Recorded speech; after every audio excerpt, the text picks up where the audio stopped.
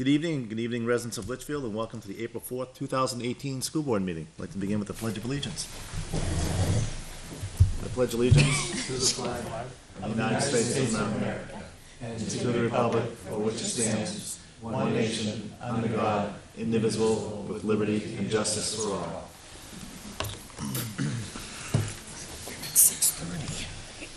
Do you have any revisions? I do not, Mr. Chair. Yes, there is one. Yeah. Postpone CHS 101 Chromebook. This will be presented as Oh, a I student. thought that was That's already gonna off the be agenda. removed. It is, Okay. but I. All right, summary of non-public actions from March 21st, 2018. Mrs. Harrison made a motion to approve the non-public minutes of February 21st, 2018. Mrs. McDonald seconded the motion. Motion carried 302 with Mr. Myers and Mrs. Hershberger abstaining. Mrs. Harrison made a motion to approve the non-public minutes of March 7th, 2018. Mrs. McDonald second. Motion carried 302. Mr. Myers and Mrs. Hershberger abstaining. Summary of non-public actions from March 28th, 2018. Mrs. Hershberger made a motion to accept the resignation of Elliot Bamford. Mrs. McDonald second. The motion carried 500. Mr. Burke made a motion to accept the resignation of Mary Ellen Medeiros, who intends to retire from the district. Mrs. McDonald second. Motion carried 500. Mrs. Harrison made a motion to approve the renomination of 2018-2019 year. Mrs. Hershberger second. Motion carried 500. This evening, do we have the CHS Press Box Committee this time? Here we go. All right, Kara, you are up. I'm gonna, She can sit there, maybe you can put the Yeah, microphone put it over right a at the little end. bit.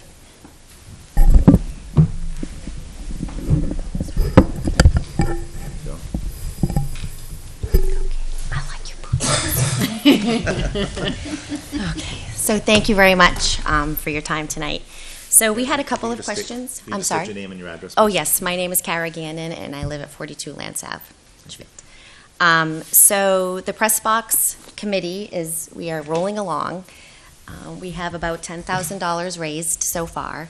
Thank you for your permission to send home the forms for the bricks from the last meeting. We just got numbers today, and we'll be sending those home this week. We did have a couple of questions for the school board that regarding naming rights and then gate receipts. So the first question we had was if we had a sponsor, so we're doing sponsorships above what the bricks are, and the highest amount for a sponsorship is $5,000, and they get a 12 by 12 granite plaque, they get a banner on the back of the press box, they get their name for 3 years. The banner is up for 3 years, and they also get their name and their ad in our homecoming program each year for the 3 years. But after that, if we have more money from a company and they ask for naming rights, where are you with that and the naming rights? Is there an amount that you're comfortable with so that we can go forward? If we have a company that is willing to donate a large amount, we need a little guidance with this. It's like So- the last meeting I was at. Before Yes. that. It's like a catch-22. It's like. It is. You want to know, we want to know, and. Right. We don't know. You don't know. So is it the press box you're looking to name, or is it the field you're looking? Well, to if name? so as I said, we have about $10,000 for the press box. We have a bite with a company, a local company, and they inquired about naming rights, but they weren't willing to give us a number yet. So again, it's kind of that dance, well, you know, what will you do and what can we do, kind of back and forth for the press box. Let me give you an example of naming rights. So the stadium field in Laconia was just newly built. I do believe it's called the Bank of New Hampshire Stadium, but each section of the stadium was sponsored and the money for that section was donated by a local company up there. So for example, the press box was donated by one company, and it was called I think it was a utility company for the press box. The concession stand the money was donated by another company, and that was named after that company. The fencing, the turf, the bleachers, each part of the stadium had a different company donate for that particular structure of the whole stadium. Now, of course, we aren't looking at that huge project right now, but we are looking at stages for this. So the first part is the press box with the concession stand downstairs. The next part are the bleachers. The third are the lights, if we can do approval, and then, going forward, perhaps turf field someday. But for the press box, if we had over the $5,000 sponsorship, or if a company came in and, let's just say, donated the rest of the money that we would need to build it, is that appropriate to then give them naming rights? Or we just need to know, so we can then say, if you donate $7,500, this is what you get, above and beyond what the sponsorships are. Does that make sense? Remind me what the cost for each of those steps was, like the total, what's the total? Oh, we Package don't, of well, the press whole box. package, so a couple of years ago, John Patterson, the former athletic director, had kind of done some rough numbers. It's a lot of money, $1 million, with, over. including the For turf, everything, yes. all It's told? over $1 Yes. million. that? We, It's about $1.25 million. Yeah. With lights, bleachers, and That's what I was, turf field. okay. the budget for the actual press box itself, we have a very high budget. It's about $38,000, but that is retail, not counting any donated materials, time, expertise from all of the people that have helped us so far. We are really realistically looking at about $28,000 after all is said and done. Yes, we already had Jolt come in and look at the electric part. They're going to do a ditch underneath the 50-yard line to do the conduit, like we had talked about. We're ready to go ahead and do the slab. We are now putting a feeler out for some companies that may be able to come in and actually give us a prefabricated building that might be a little bit cheaper. Our goal is to get this part of the plan, the press box, finished by this summer. But again, we're not quite sure where we can go with the naming rights. So when you say naming rights, are we talking about placing a sign on Yes. the building? Yes, so it would be, I don't know. So it would be a logo, not necessarily Like Continental a Paving Box? message. Yes. Well, isn't the scoreboard sponsored by Pepsi or something? Coke. Coke, sorry. Yes. Oops. So, But there's no sponsor name on it. Coke isn't a sponsor? Coke And Dasani, I think.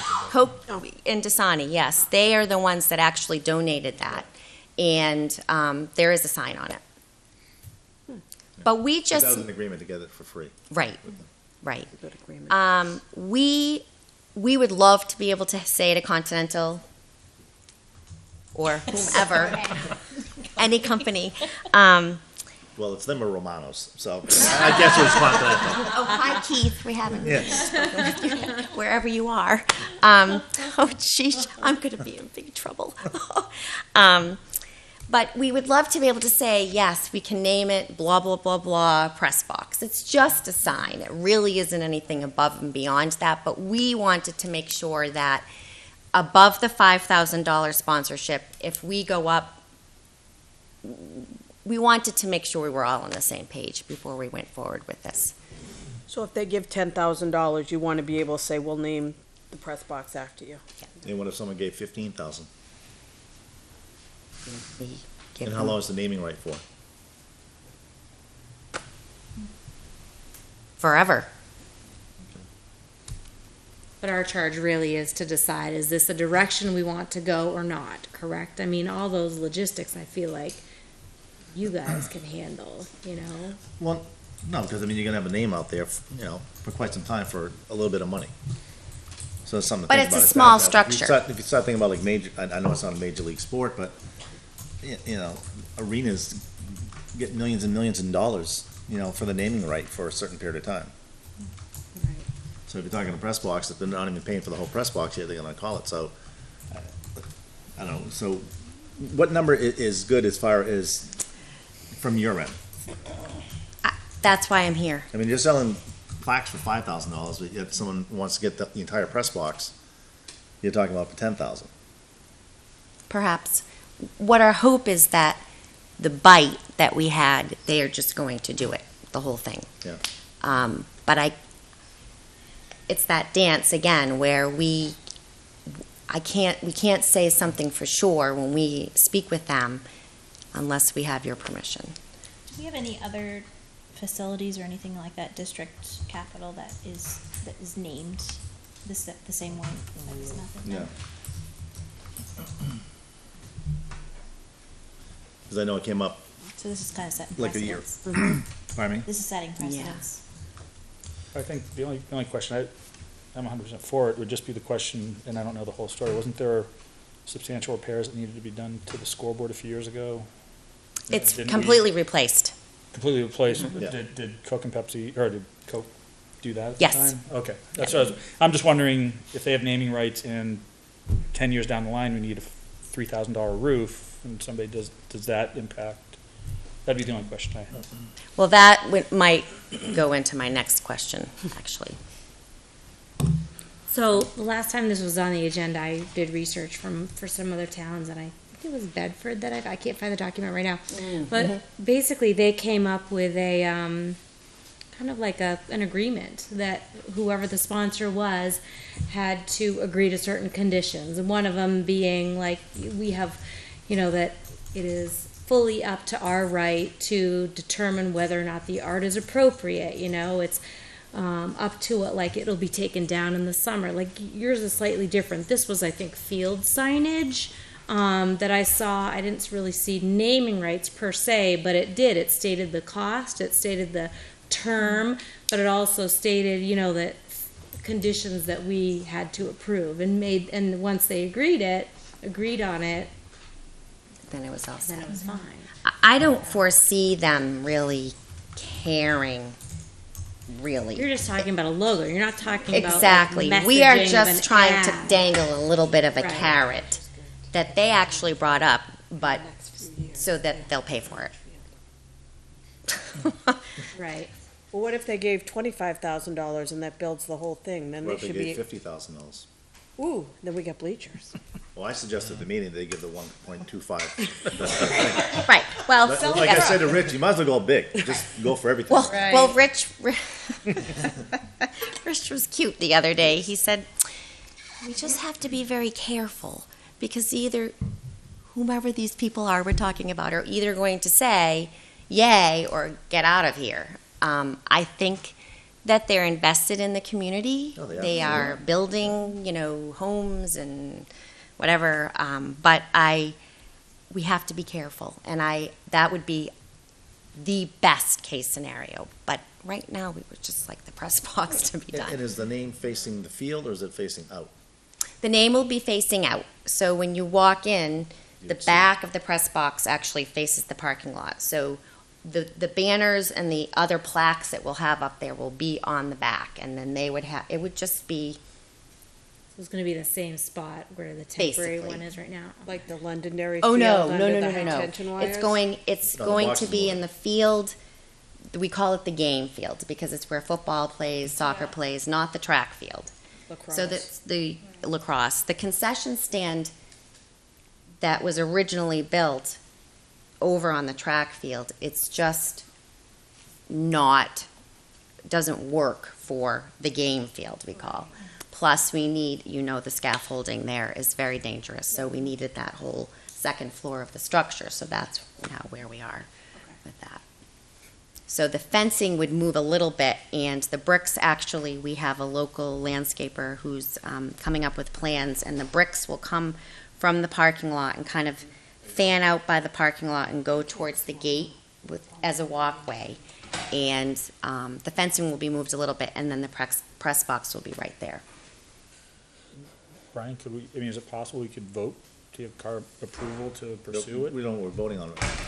I'm sorry? Do we need We a don't dollar even know what we're amount? voting for right now. No, that's what I'm asking. Could we vote to give her approval to negotiate and come with a?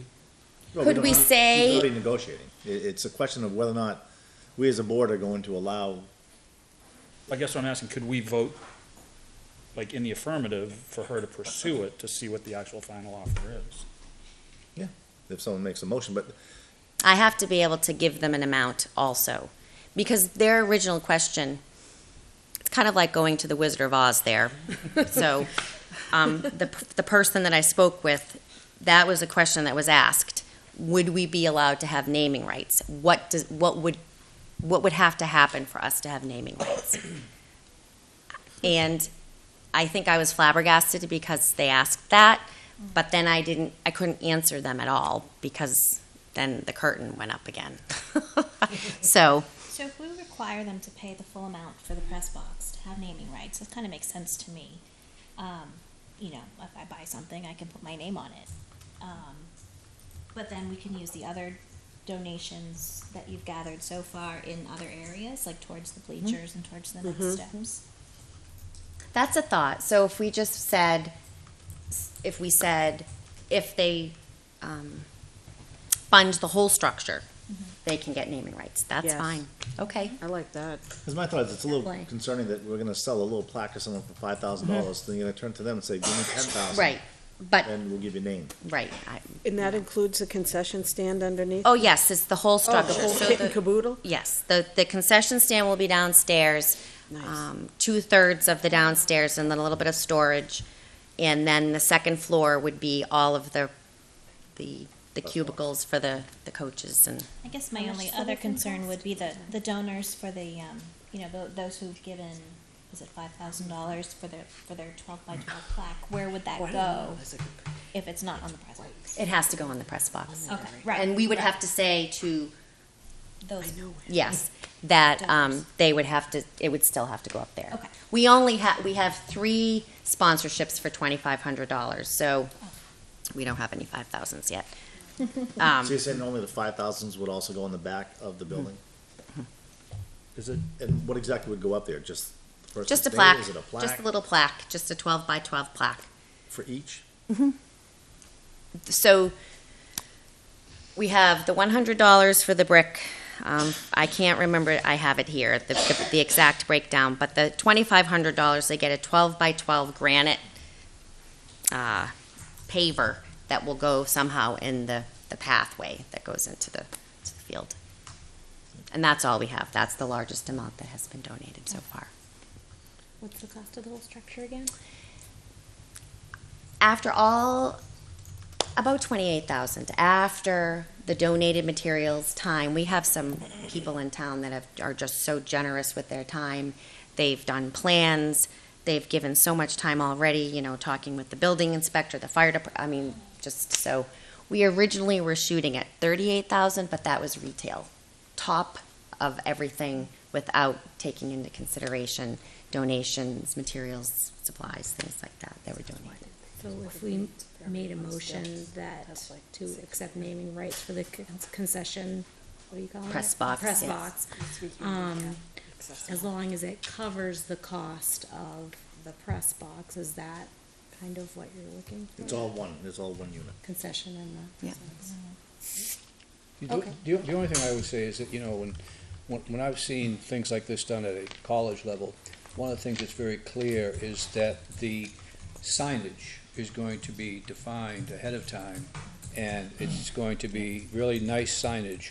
And then in the future, all future signage will be aligned with the current signage, so it's not a hodgepodge. Okay. So the one thing I would suggest is that if you're going to be giving naming rights to different things, that the signage be consistent from the beginning, and the signage be really nice signage. I think the sign would have to be approved by the board.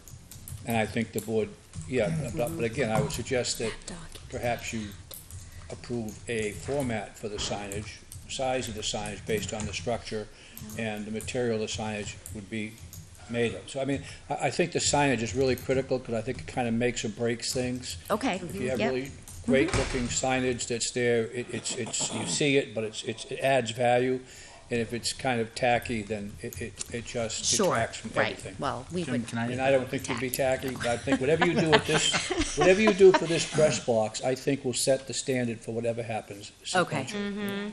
Well, we're hoping the Wizard of Oz will kind of see this project and decide that, you know, this press box is just the beginning, and they, Because if you put lights up, then you see the press box really good from the street. And Jim, the bleachers, to yeah. tag on to that, Jim, would the school want, just ask because they are orange, do you try and keep the red, black, and white? Do we, I think that would be for the school board to decide. Company's probably gonna And want we're their not, own logo. yeah, we don't know if it's Their orange. logo color. no, I was I just think wondering. the one in Londonderry is gray, but they have to have orange in it. That's, You could that's also who just they follow are. what's on the building right now, just plain white letters. Mm-hmm. I'm just saying, it's, without any plans, without even knowledge of like what you'd wanna do, it's hard to like give any type of answer right now. But I think the board has to have, final approval as far as any signage that will go on it. Yeah, we really haven't researched that. Right, you know. and I figure that's the point you're at. And then what kind of a time frame are you thinking of? Is that something, What do you mean? time frame for the sponsorship? Is it a lifetime? Is it, you know? That's what I 10 asked. years? That's what I You Yeah. know, I don't know. Well, if they build it, they should have until it falls down. What needs to be The sign replaced? looks nice, you know? I just hope it feel never like falls I down, will but- be long gone. I don't know. I don't know what I don't the foresee normal. that Campbell High School is gonna go out to bid and start getting, after 3 years, asking who wants the naming right to the press box. So, I mean, if it ends up being called the Continental Press Box, then it's the Continental Press. Or Romano's, Right. or Yeah. Romano's. or small Oh, tube. TD. Yeah. Right. Big Brian Board. Yeah, there you Brian go. Board. There you go. I almost said that actually. So should we vote? Vote on what? Okay, I'll come up with So something. if we can, okay, so the Campbell No, I'll make a Athletic motion. Booster Club / Press Box Committee is asking permission from the school board to say to the bigwigs company. that, Yep. if they fund the whole project of the press box, that Mm-hmm. they have naming, that we can put something on for their name, with their name on it. What are you looking at me for? You said you were All gonna right, make so a I'll make a motion. motion that we, Isn't it? allow naming rights for the the press box / concession building, so long as the company funds 100% of the costs. I would say including the cost to produce the signage. Well, they will. Additionally, that, any signage to be approved by the board. That's great. I'll second. Further discussion. So we're not placing a dollar amount, just that they foot the entire cost. And that way, whatever you have right now set aside can start working towards something else. So we're talking not only the construction of it, but also any labor and materials that they'd be responsible for. Yeah. Well, the labor, That's part of building it. I know, But if it's volunteer labor, obviously. it's volunteer, right. And some Okay. of it may not be, there may be still some costs associated with this, and that's what I'm saying. Yes. All costs involved. Okay. Yes. Yeah, that's fair. Yeah. And I realize a lot of people have already volunteered, and people are gonna continue to volunteer. Right. Heck, you can probably get the lumber from the old fire department. There we go. That's a good thing you're not on live right now. Sorry. Does anyone else have anything else? All right, all those in favor signify by saying aye. Aye. There you go. Awesome, Now thank can you. go to company. Yeah. Question So mark. my next question, so Campbell High School does not charge for entry into football games currently. They do charge for the basketball games.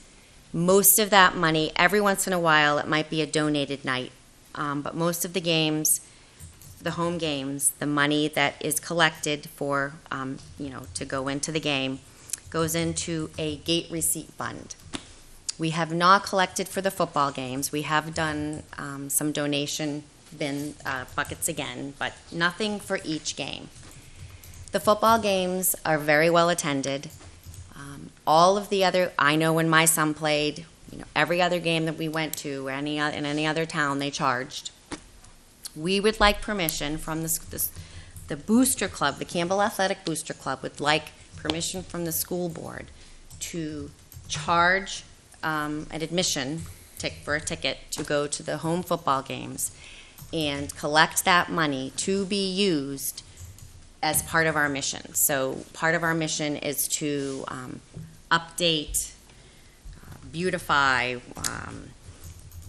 like the press box, the facilities around the school for the athletes. So will you charge soccer and lacrosse too? Because they use the field. They use the field, but it's not a typical, that would be a hard call, a hard sell. But the football games, I know that on the homecoming nights, we do really well. Now, of course, it's homecoming night. But the games are well attended, and we haven't collected because the money goes into this gate receipt fund that seems to then. Now, I've been involved at Campbell High School for a very long time. Our oldest started there in 2003, so a very long time. I don't know where this gate receipt money goes. I have never really understood where this gate receipt money goes. It goes into some kind of gate receipt money fund that then perhaps is used.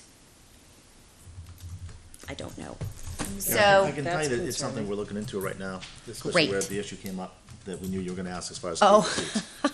Okay. But, I mean, it's something we've talked about in the past also, and Corey's already looking into as far as the basketball part of it, in anticipation, again, that you were gonna ask the question. And there's also some legalities behind it, whether or not, how we go about doing it. We spoke to our attorney this evening, as a matter of fact, and asked him a few questions great. about that. And Michelle's gonna send him some information, hopefully get a little bit more clarification, and then we can discuss it as a board once we receive that. Did you have, and I know this is a little ahead, but, what you would charge? I can't even remember. I don't know. We didn't come up with any kind of amount. Michelle gave us this on. I can't remember. I'm sorry. Because it's a little bit more for the homecoming and the See it? playoff games. Do you have But- a copy of this? I have that, yeah, but I didn't open it up. Yeah, when the board first discussed it, Sorry. we were facing a $2 million loss, Right. inadequacy aid. Yeah. And then when we were notified that we were getting that money, they voted to suspend gate receipts. So it would take another vote of the board, and there was a pricing Well, structure. Yeah, looking at that, they only suspended gate receipts for 1 year. The vote was for 2010, Yeah. 2011. Oh. So it's not a matter of that, it's a matter of like where the gate receipts go, Right, right. is the question. And again, when they did, drop the gate receipts was when we were facing a $2 million Yeah. shortfall. Yeah. And then the consideration was No, at that's that fine. I time. was just answering your question about what it would be, what the rates would be. This is what we've had in the past. What does it? $5 for Yeah, adults, that's $2 about, yeah. for students. Yep. I think that's I think reasonable. that's, yep. Yeah. And so what we could do is say, this money is going towards bleachers, or this money is going towards bleachers on the baseball field, or this money is going towards a new track, whatever the project is that the Campbell, that the Athletic Booster Club is Right, looking and that's at. something we'd have to have clarification on as far as, okay, if we are gonna collect funds, and then we're gonna put it into an area, where is the money gonna be spent? And that's part of the question, then who controls the money? Who's dealing with the money? And if you're collecting monies on school grounds, then it has to be really controlled by the school.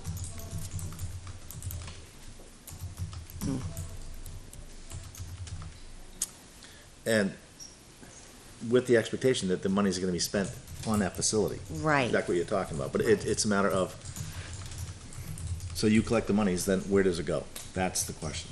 So here's a little bit of, just muddying it a little bit, but so 2 years ago, when the gate receipt thing became kind of a question during basketball, there were a couple of nights we had a donation bucket out. What were we collecting for? It was a cause, but we did fairly well. And was that the year, it's a little shading in my brain because we purchased some new trophy cases a couple of years ago. And most of the money that we raise between the fundraisers that we have and concessions, go into the Booster Club bank account, Right. essentially. And then we go ahead and we purchase these, whatever we need. But when we did the donation, we could keep it. Would that make a difference? If you ask for donations? I'd have to get a legal opinion on that, It's, to be you honest would, with you. okay. So it doesn't really matter? No. Okay. And it's more so the money is controlled, so people know where the money is. Like you just said, we're not quite sure what's happening with the basketball thing. Right. And I'm not saying anything is going wrong with it, No, but we just don't have just- clarification as far as what is going on with it. Right. And the monies that would be collected, the way I visualize it, is anything from the gate receipts, if we did do it, would go right back as far as, like you said, either beautifying, going towards, okay, we're gonna save, $100,000 for bleachers, that type of thing, it's gonna take us a while. Right. So I mean, that's what it would go for. Right. It wouldn't go back into a fund and then all of a sudden just Right. fall into the general fund. Right. Right. And it wouldn't just be used for football, it would be used for Well, athletics. exactly. It correct? wouldn't be exactly. No, football does their own separate fundraising. Okay. It's just, and football knows that we support them hugely. So, and it wouldn't be fair for them to collect the money at the football games when we don't do it for the soccer or for the lacrosse. Basketball teams don't collect it. It goes into to this fund. But the money that we collect at the gates, for example, the money that we get at concessions for football games is huge. We could make $500 or $600 in a weekend. That goes to the Booster Club, which then we go when we buy trophy cases or whatever. It's no different than if they build that press box / concession stand, the money goes to the Booster Club. I guess where I'm concerned is because we have district funding for these sports, and then we have the Booster Club, which is a volunteer and nonprofit, I would assume. And then we have individual teams also doing fundraising. There's a lot of gray area as to who pays for what and where that money goes and where it comes from. In my mind, I mean, and I'm not as well versed in it as you or. Well, being married to a coach that's been coaching for a very Yes. long time and doing some of his own fundraising. So the individual teams will do their own fundraising to purchase things for their team that is above and beyond what the line item budget is. Most of the money that each team gets, from what I understand, is transportation. And then, there's some kind of cycle where they get new uniforms every couple of years. But the football team, for example, wanted this past year some drinking system thing that was more efficient and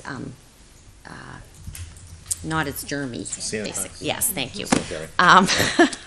So they had the banners that you could Yeah. see along the fence. That was a football fundraiser, and they raised money for that.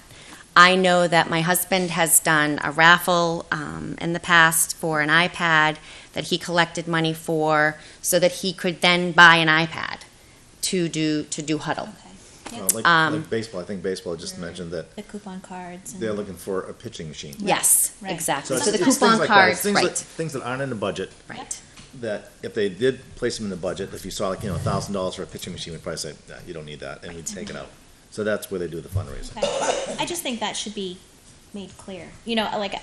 I'm happy to support the adult. I bought 2 coupon cards last week, but when I asked the student, they had no idea what I was going for. So. And I do that every year, I ask them, what's it for? Yeah, what are you For guys going to get? baseball. I don't Yeah, know, but for what? baseball. Yeah. So Right. if that's communicated. We're just told we have to sell 20. Right, Exactly. exactly. That's all they know, yeah. Yeah. Yeah. The only thing I would say is that when you look at accounting practices, and I'm not the BA, but one of the things that is always of concern is cash, and how you collect cash, how you deposit cash, how you maintain a tracking of how that cash is deposited, and how that cash is expended, because inevitably, every year in New Hampshire, you read about a town where cash has disappeared. And it doesn't take long to lose trust and credibility within your community over a relatively small amount of money. So the concern I have is anytime we're dealing with cash, that we really carefully take a look at how we're going to account for the cash. And I do believe that, at least I think your policy states that the gate receipts are currently turned into a specific fund within the general fund. Then that fund can be utilized to enhance the education or the needs of the district. I don't know if it specifically says the athletic component, and Cora's looking into that. But I would just put up a little cautionary flag about collecting cash, how we collect cash, who collects cash, how we deposit the cash, how long we hold the cash, etc. Because that is an area that very quickly can cause some problems. And I think we're going to be very, very tight on that. You decide how we're going to do that. How is it any different than concessions, though? Do you know what I mean? That's all practically cash. That's all done right from Do the you know what I booster. mean? That's Okay. They have The their own gate accounts. proceeds has to be correct. controlled by school board, not the booster necessarily. Okay. I don't see it, in my mind, I don't really see a distinction. I'm not sure where the legalities are here. I'd really have to get a better handle on that. I am sure that cash is a very, very touchy situation with regards to how we handle it. That's what I'm really concerned about, is how do we handle an account for cash, how do we deposit, et cetera. And it tends to be, in most small districts, somewhat loosely handled, to be quite candid. And I'm not sure how it is in Litchfield. For instance, a statement of the cash at the basketball games is collected, and then I don't know what happens to it, is a statement that really needs to have some clarification. I believe the cash at the basketball games, my understanding is, according to policy, is collected and then deposited into the general fund under a specific line item. From what and to Jim's point, the biggest areas of concern in any school district, any size school district, is decentralized cash collection. That's student activity funds, food service, athletics, gate receipts. So I'm working at trying to figure out where exactly those things are being deposited. I did find that the gate receipts are deposited into the student activity fund at the high school. Right. So that's where they're currently sit. It sits, right. So what's being spent out of there, what the controls are around that, those are all things that I'm currently researching. So, Jared had mentioned that, Yep. yeah, you had some So, conversations about that. that's where I'm looking to tighten up those controls in those areas and figure out exactly what's in those accounts. Okay. So, and just to jump off of that, there are only 4 or 5 home games for football, counting the homecoming. So, and that's all we're requesting, somehow, to have that be a part of what the Booster Club does to beautify. Because if we can collect that money and have it go towards one of the bigger projects, that would be really helpful. Just reading the policy, could you go talk to, it seems like you could go talk to Bill, could they create a general fund category for the collection? And if it seems if Bill agreed to put it towards bleachers, it's within the building principles right under the current policy. Right now, the policy says it goes to the general fund. Categorized by activity, though. Could we But create a it's new still- category? It's categorized by that, but it still just goes in the general Okay. fund. And that's what we're trying to find out is what Okay. happens to that little sub-fund of the general fund. Right, right. When you review those accounts, wherever they sit, whether it be in a student activity fund at one of the schools, I'm gonna have some conversations with the auditors to determine, okay, is this technically a student activity fund? Is it technically a special revenue fund? Should it be in the general fund? So I'm gonna have those conversations to figure out exactly where we need to be, where this money needs to be, and how to best track it and expend it. So, Yeah, I guess my question would be, could the question be that you asked, could we set up a category for that would be, gate funds? that would be part of my inquiry. Okay. And we aren't we're just asking for football. We aren't asking for basketball, because it probably would get a little muddy. Trying to See, keep then it the other simple. discussion you have to have too is that you're Right. on school grounds collecting funds. Should those actually just go to the general fund? So that's a question you have to ask also. Should that be like revenue for the school? Oh. Well, I mean, it I could go back go to to the general concessions. fund under a student activities account within the general fund, then it would stay as a student activities account. Right. The question beyond that to me is, if we start collecting revenues for events that are participatory events by the community, what other events do we have participation of the community where the community comes in to an event that we could collect money from? For instance, school plays, school concerts, We do school collect money. yada, yada, yada. They do for the Do we plays. collect money, and if we do, where does that money go, and how does that money get distributed? Does that get focused Where does back it to go? the event and the particular things in the event, or does that go into a student activities account that allows for all students to benefit from collecting money? So I think there's a good policy discussion that has to occur here prior to really focusing on a specific event. I think the board needs to really review, how does it really look at collecting money for events? What happens to that money? How does that money get expended at the end of the day? Does it automatically go back to the specific event? I think there's a real good policy discussion for the board. Okay. And the good thing is we have plenty of time before football season starts. Yes, yes. I'll be back. The press box should be done by then. Oh, I hope so. The NFL's isn't it? Yeah. The Patriots just traded Brandon Cooks. I don't have a I coach know. yet. At any rate, Almost. Almost. Do you have anything else, Karen? I don't. Thank you very, very much for your Thank time. you. Okay. thank you very much. Go get him, Kara. She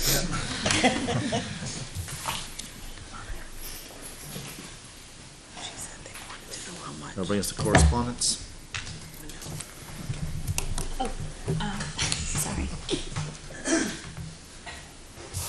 I did have one email about a school bus app. Did we talk about that at the last meeting?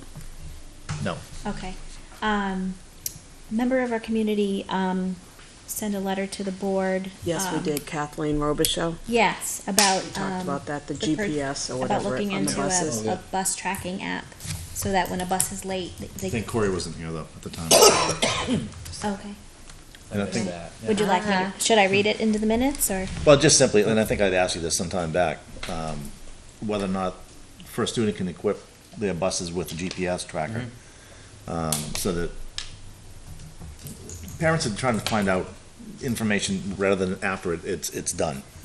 Like they get a notice that the school bus 3 is gonna be late by 20 minutes, but they get that half an hour after the bus has already been late. Yeah, pretty much. That's how it works. So it My doesn't. question is, what if it's a spare bus on the road that day and the one that's actually equipped with the one that they're tracking is in like Nashua? So I don't know if necessarily a GPS. I know there are apps. I know there yeah. are apps you can utilize. I think, Michelle, doesn't First Student, they have something? They said that they had GPS tracking, and they have software, but they will, it's proprietary to them, they bought it, they For a won't fee. share with us. I did look into some tracking devices, like Here Comes the Bus and a few others, and they, That was the for the buses, if we wanted to outfit our 9 buses, it would cost us $1,000 a bus. Holy Wow. moly. And what would that do? We could send an app, put an app out for parents to install on their phones, and they could actually track the bus their child is on. So it's $1,000 per bus, but then I'm certain it costs per year Bus. after that. Per year, yes.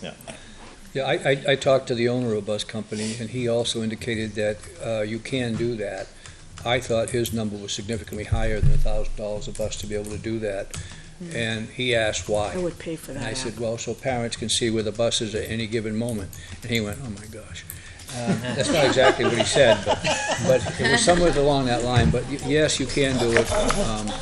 We and, helicopter parents need to know where yes, kids it are. does cost money, and But I think maybe what it is, maybe it's, and I don't know how long we normally like take before we put a message out that a bus is gonna be late. So Scott, you and Tom could probably like speak on that. Yeah, excuse me. We normally send our buses at 3:05, and my rule of thumb is if they're more than 5 minutes, then, and especially because we have Mrs. Clinton Jones on bus duty, I go right in, but it takes me probably 3 or 4 minutes to set up the message on Blackboard. Yep. So I think that parents probably are getting it between 3:10 and 3:15 if they're gonna be late. If we know earlier, like sometimes, we've had a phone call from the bus company, or, thank you, Mr. Lecklider, the middle school, that will tell us a particular bus has been late at the middle school. Then we have an earlier heads up. Yeah. And in that instance, we can get the message up quicker. And that's where the breakdown may be coming from, is from the bus company, not notifying Yeah. us that there's a breakdown or a bus is gonna be late. Like you said, if it doesn't come to Tom on time, then you know it's not coming to you on time. He'll tell us, yeah. But Tom should have known beforehand. The challenge is in the morning more for us. We don't have a frequent issue with buses arriving late, though it happens from time to time. The problem is more in the morning. And we've tried to work with First Student to be out in front of that. Give us a heads up, call us, and, I mean, they must know if it's gonna be 15 minutes late. They must know at 7:35 or 7:30 at our arrival time. And that doesn't happen. So if we get that call at 7:40, 7:45, those kids have been at the bus stop 15 minutes. And I then, think like that's Scott where the said, by the time I get in there and turn that message around, it's probably, like you say, 15, 20 minutes. We had that instance within So- a couple weeks or a month where the buses were significantly late in the Right. morning. Or We when a didn't bus hear breaks anything down yet. en route. And some of those are bad weather days where we really need, because parents are definitely, it's Yeah. it's I on think our it minds. was a 2-hour you know, delay. So, I think it was a 2-hour Yes, it delay. was. yeah, they were delayed on the delay. And So we my had a kid's delayed bus is delay. always late, Yeah. but Yeah. that's, But I think that's what the issue comes in, as far as the parent, especially if you drop the kid off at the bus stop thinking he's gonna get picked up in the next couple of minutes, and you have to go to work. Right. And next thing you know, you get a phone call from, Right. especially someone in middle school probably has a phone, calls their mom and says, hey, bus still on here, I've been on here for half an hour. Yeah. Yeah. Kind of thing. so is that, where we're going into last year of the contract with our transportation provider. And as we go out to bid for the next contract, is the GPS tracking and that availability something that we try and work into that negotiation? That might be, if it's proprietary to, the bus company, then We talked try and about get it- doing we a get it written into the survey. contract. Maybe that's something that we could put in the survey. Try and- So I don't know if it's necessarily a GPS tracker that they're looking for as much as, I suppose I would tell you, if, Improve communication. I mean, Yeah. if First Student just improves their communication and gives us a heads up sooner than they have been, we should be better off. because I know there are a lot of districts right now that you can track the bus and know where the bus is at. So maybe we can look a little bit more into it. Yeah, absolutely. Anything else, Tina? Nope, that was all. That brings us to superintendent's comments.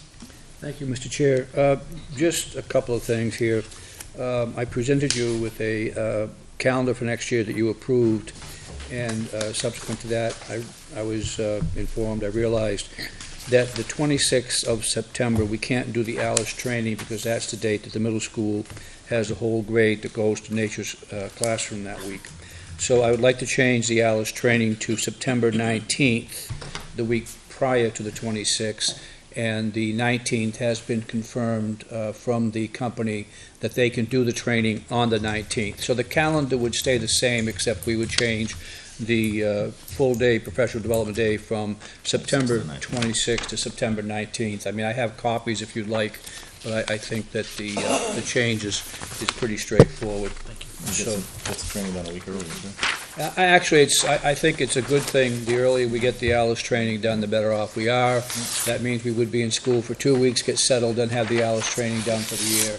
And so if we had to push the Alice training out further, I'd be more concerned, but we're actually doing it quicker. There'd be opportunities for new teachers coming on over the summer to catch up and, I didn't know that. work on the previous trainings.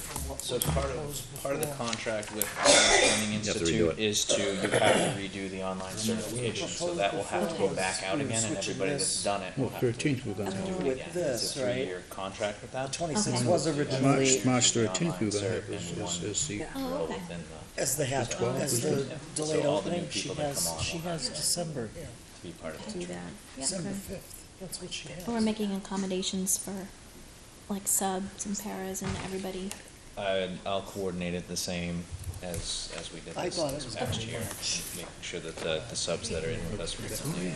there's one in February, and then there's one in April, then there's one in October. And now there's one in December. All right. Yeah. Apparently, I'll double check this, but December 5th has been also scheduled as a 2-hour delayed opening. And I'll have to get back, that is what I just became aware of. I apologize, I was not aware of that. What was that date again? So the delayed openings would be October 25th, December 5th, February 6th, and April 11th. So that's on the calendar I just handed out, that December 5th is counted as a 2-hour delayed opening. What's the problem? There is none, apparently, that is a change, and from the original calendar you had, December 5th was not posted as a 2-hour delayed opening, I believe. Is that correct? That's correct. So this is not any issue, it's just to let you know there'll be delayed opening on December 5th. Now, yeah, that's all I can say about that at this point in time. Do we have any progress? We talked briefly about, doing one full day of. I have had a follow-up internally, and I have brought that idea to the LEA. LEA is going to have a discussion about that with their executive board and get back to me. I don't think we have any further information at this point in time. Okay. So this is still subject to change, pending. It would be subject to change if we were to make that kind of a change, absolutely. I mean, that would be, again, let's just make sure we understand that. That would be changing the calendar to 179 days of actual classroom instruction, going to an hourly-based calendar, and then having a total of 7 professional development days. So it would be a major change in the calendar. That would also include, I don't know if we're talking about the same thing. I was talking about eliminating the delayed openings and doing. Sorry, yeah, that's what we're talking about. That's That's what we're exactly talking what I'm about? Oh, okay, Yep. okay. But that's up to the LEA. That would be something, like I say, it's been brought up with the leadership at the LEA, and leadership has just said that they would bring it to the executive board, but that has not occurred yet because that board meeting has not occurred. Okay.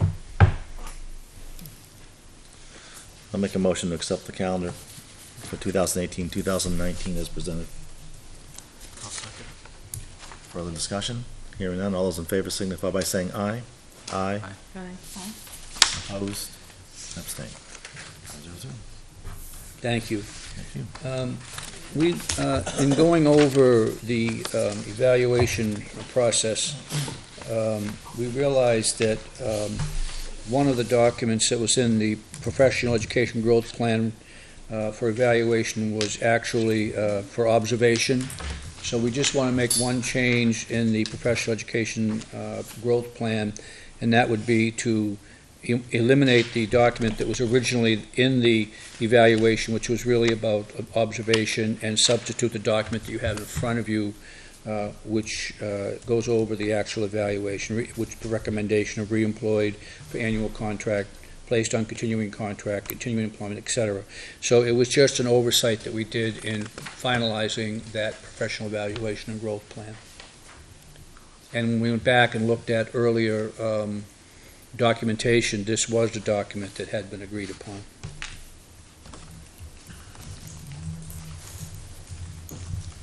When we approved this, we talked about migrating towards a mini observation only. The board, my recollection was that the board had a very strong directive that the district should migrate towards all teachers being on the mini observation program commencing with the 19-20 school year. Okay. I believe that was how that came out. I don't recall if there was actually a formal vote.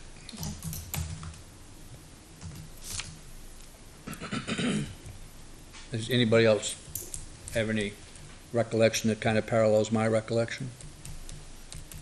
Then we'll I assume. remember that it was a strong indication from the board to move in that direction. I don't remember specifically that a date was discussed, but we did have nearly all of our teachers on the mini observation model this year.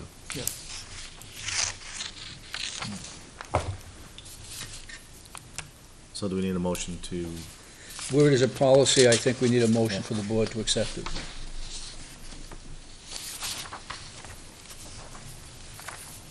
I'll make a motion to accept the professional educators growth plan revised. Is there a second? I'll second. Further discussion? I don't think I was here or Rob was here when this got approved, so should we abstain from that? Because we're not really privy to When in doubt, the sit it out. initial discussion. If that's your will, that's fine.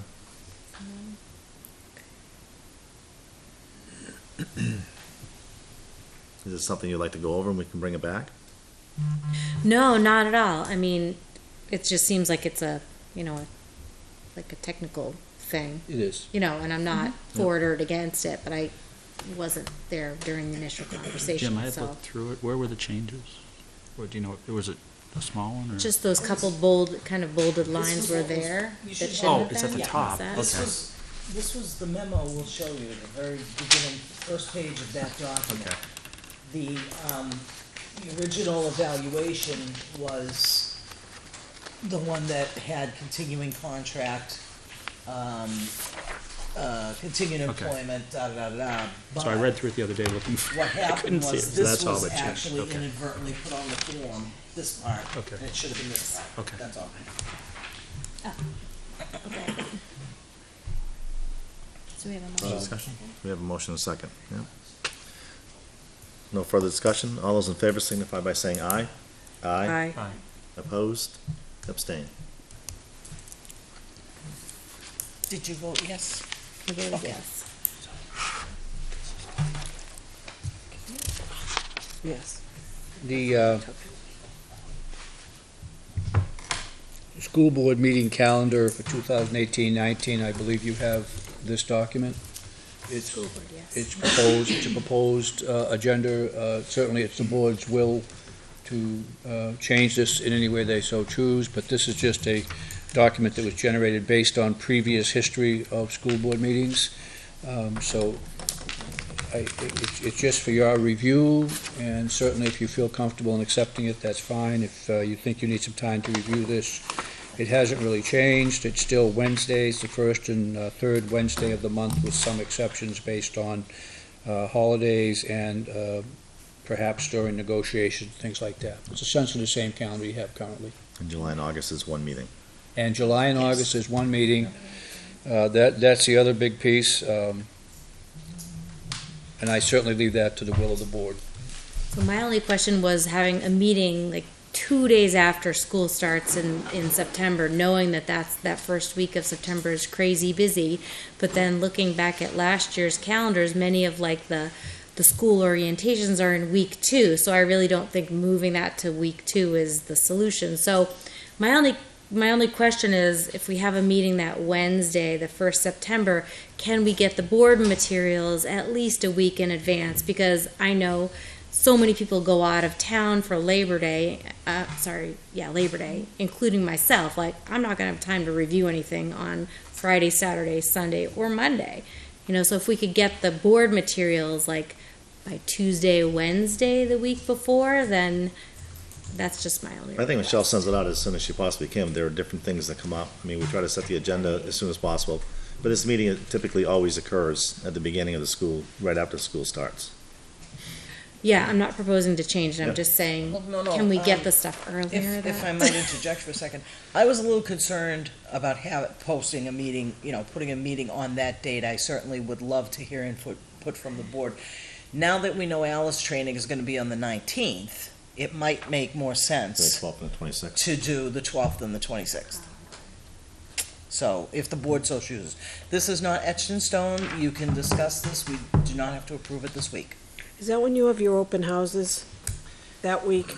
Ours would be so we start the 13th, if we go with the typical Your open house is calendar. the 13th? It would be that second Thursday. Thursday. And we typically use 2 nights because of parking constraints. So we do, I think we do K3 and 4, and then 1, 2 is the way we've broken it up, or pre-K 3 and 4, K1, 2, and K will be bigger. So, yes, they're the second week, typically. We've offered to charge Scott for parking as a fundraiser. Gate receipts go into a special fund. We love having the overflow Yeah. parking. Yeah. It works out well, actually. So that's gonna be a busy week for everybody, the second week. Well, that's what we've done in part because the board meetings are the first and But third. you can also adjust to not have the principals here too. Well, I probably won't be here. That means my open house will be that night too. I would just ask for one consideration for the board, and that is that if you decide to go to the 12th of September with no meeting on the 5th, if you would make sure that you normally extend to the superintendent the capacity to hire people through the beginning of the year, I would ask that you extend that hiring capacity till your first meeting in September in case there's any last-minute needs the superintendent has. So that would be the one consideration I would ask you do. Or we just switch the 19th to the 26th. Whatever You you, could do that. Because then it's still- It's then it up gives to you- the board. Oh, And I it gives you see. 2 weeks in between, because in October, you're skipping the 3rd, then you go to the 10th. Yeah, flavor of the board, whatever the board wants. And I say leave the 5th only because there are things that come up. I think that, especially once the school year starts, it's important. I would agree, at the beginning of the school year, there are oftentimes things that come up that are somewhat unanticipated, and the board needs to talk about them as soon as possible. I would agree with that. And November was the only other challenge I had. Because we have the week off for, because the kids have the week off so I wasn't sure if the board wanted to meet on the 7th and then the 28th, or it's up to, I just threw in the 14th just to placehold. Whatever the board wants to do is fine with me. It's just that if we do meet on the 28th, you're gonna be meeting the next week on the 5th. So I was trying not to, that was a challenging one.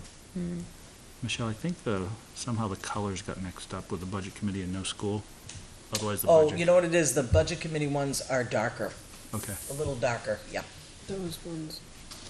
I have to 6, change that. 13, I'm gonna change those to yellow. You're on Thursday anyway. I was just saying, what did I get into? Yeah. Right. No idea. Is an up in the air month. Whatever the board wants to do is fine with me. I say go the 4th and the 28th, which probably just make the 5th a shorter meeting. Okay, I mean, that's my thought on it. That way you're still meeting twice in November. that's fine with me. As long as that's fine with your new superintendent. The 14th the and the 14th, 28th? Mr. Chair? Yeah, I was thinking the 14th and Okay. leaving the 14th, scheduling the 28th, Okay. because you're gonna be just about ready to go into negotiations. You're going to Exactly. negotiations the That's following true. week. It's probably a And good then you thing meet on the anyway. 5th before negotiations. Okay. I agree with that. And I think every other month is the same. There will be a couple of months that we'll be meeting at the high school instead of the town hall. So.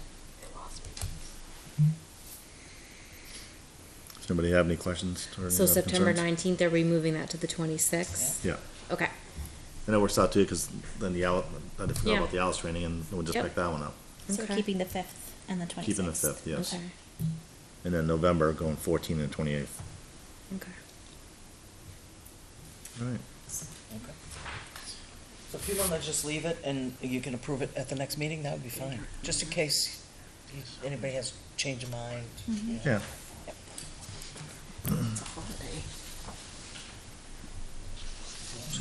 Yep. The board has had the opportunity to talk more about posting school board documents for the public, and had heard from our council as to the legalities of that.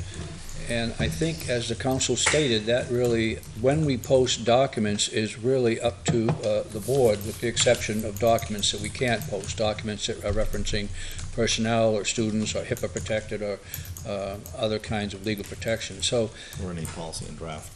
I think, I think it's really a question of what is the board's desire on posting documents for your meetings, and how do you want to handle that? I don't think that's a straightforward legal answer, it's more a board decision. And you had that dialogue with council earlier. Does anyone have thoughts? I'm fine with it I'm going in out. favor of transparency and posting them to the public when we have access to them, as long as we're able to, and it sounds like we are. You know, obviously nothing confidential will be posted. Anyone else?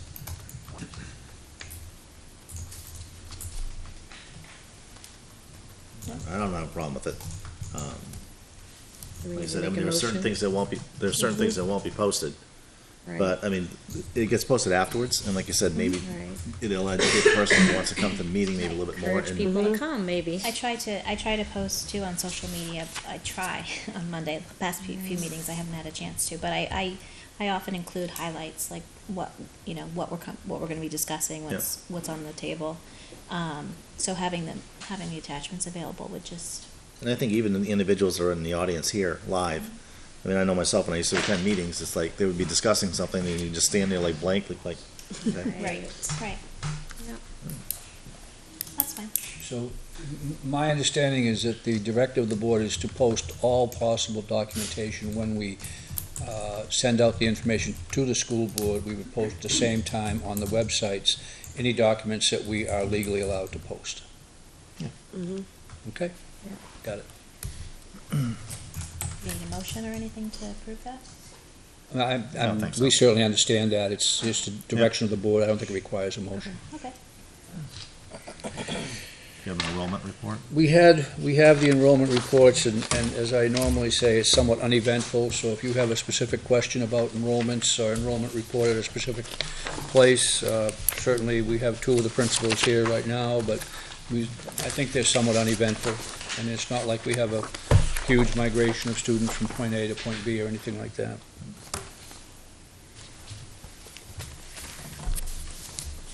Does anyone have any questions on it? No. If you look over the last, well, since September, you were 1311, you're currently 1310. I mean, the numbers are, Right there. they're uneventful. Yep. Yeah. Okay. Excited about those kindergarten registrations. Yeah. I believe that would be Jim, can I the just end of ask? my report. Sir? I'm sorry. Was there any, just being new, looking at the numbers, was there a bump in second and third grade due to new construction rate? I mean, has there been a bump due to the new construction in town, or? Scott, Noticeable in the last I don't few know years. if you could answer that, Yeah, I Tony. don't know that it's construction. What we gathered, that there was a lot of turnover in housing, and it was a little unexpected because over a 4-year period, we had reduced first a grade 1 position, then a grade 2, then grade 3 as the smaller cohorts went through.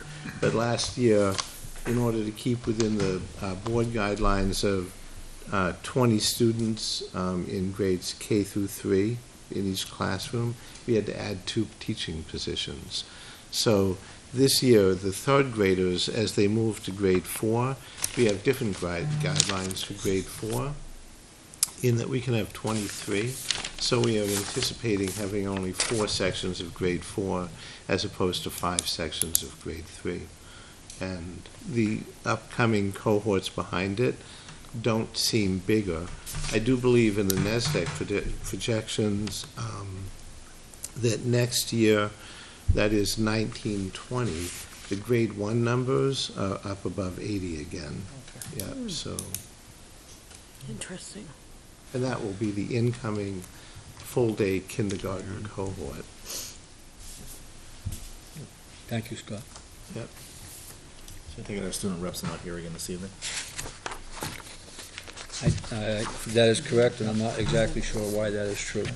I know that the principal, Bill, is having a vacation today. He went to New York with the field trip, and as a chaperone, so Yeah. he's on vacation in New York City with a group of students. Vacation. I'm sure he's classified. Vacation. Obviously, I'm being quite facetious about the word vacation, so. No, Bill's at the vacation, perhaps the students didn't come because Bill wasn't going to be here, I don't know the Yeah, exact or reason. they were with him on the trip. Oh, they could be on the trip, that's absolutely correct. It's not a senior trip per se, but I know there were a number of seniors that are participating in it. Okay. All right, well, that'll bring us to community forum. I'm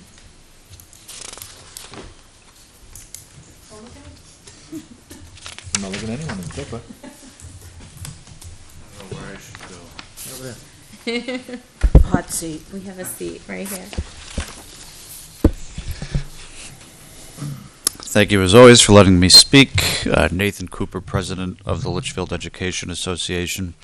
Just a few things that I wanted to touch on as a result of some of the conversations at the table today.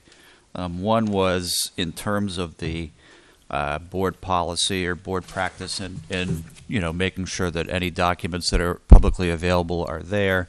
I do want to make sure that the CBA process is protected and the integrity of the CBA process is protected in that. I'll plead ignorance in terms of what the legalities are in terms of any internal communications that go on with the board. I just think it wouldn't be a desirable precedent for the board or either the LEA or the LSSA to get into open public negotiations on every single item that could be there. So it's not to say that we're disinterested in any sort of public disclosure on the final document or that we're opposed to public disclosure of what the board wants in terms of their policy, but just that the procedure that we've used doesn't turn into open public negotiations on every single line item, because I just think that would be undesirable for both sides. Lane. Yes. Yeah. I'm sure that both the LEA and the LSS are aware that there is a bill up at the legislative session right now that would open up all negotiations to be public negotiations, which I think would be extremely detrimental to negotiating in good faith. Right. And I certainly would ask members, the leadership of both of those associations to contact your representatives and let them know how you feel about that. I personally think it is not at all a good idea. No, agreed. And thank you for those comments. The other piece that I wanted to bring up was in terms of the evaluation procedures. I know there was the desire of this board to move forward with having the walkthrough model be the predominant and single model. And that, I think if you ask any of our members, they certainly are not opposed to that. I served on the committees, the teacher evaluation committee, and then I can't remember the term, but the master committee that reviewed everything.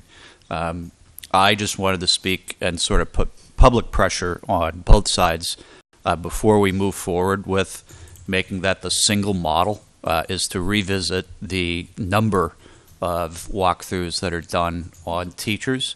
I know the recent reiteration that was approved had a reduction in the amount of walkthroughs that the administrators would be required to perform on teachers over a single year period and over a 3-year period. And having gone through it, I'll speak personally as a teacher that I would be uncomfortable with the reduced amount of walkthroughs that would be done on me on a single year period or 3-year period in terms of evaluating me for renewal. So before we move forward with approving that as the single model, I would like to, not that, a knock against the administrator sitting over here to my left, or Mr. Lonergan or Mr. Perez or any of the other assistant principals, but I just want to make sure, because the intent of moving to that model was to have frequent walkthroughs, numerous over the course of the years. I certainly respect, and I think we've heard the stories about how often the principals and assistant principals are taxed for time. I think that's something that came up when the discussions about the additional special ed position came up, and I appreciate that, and I respect that. But I do want to make sure that all of our members are given that sort of due process in terms of their evaluations. And I did send communication to the administrators about reviewing that policy. But I just wanted to go on public record as saying I want to make sure that we have a wholesome document that we can both agree to. And I think the walkthrough model is a great model. I just want to make sure that we don't just have too few.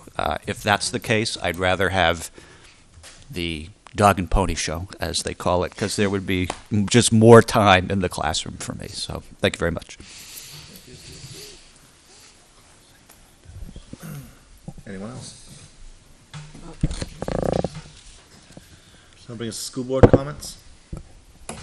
Oh, I just had a comment, in reviewing the minutes from the last meeting when we did the, committee assignments. I realized that I was signed up for a lot of committees, so.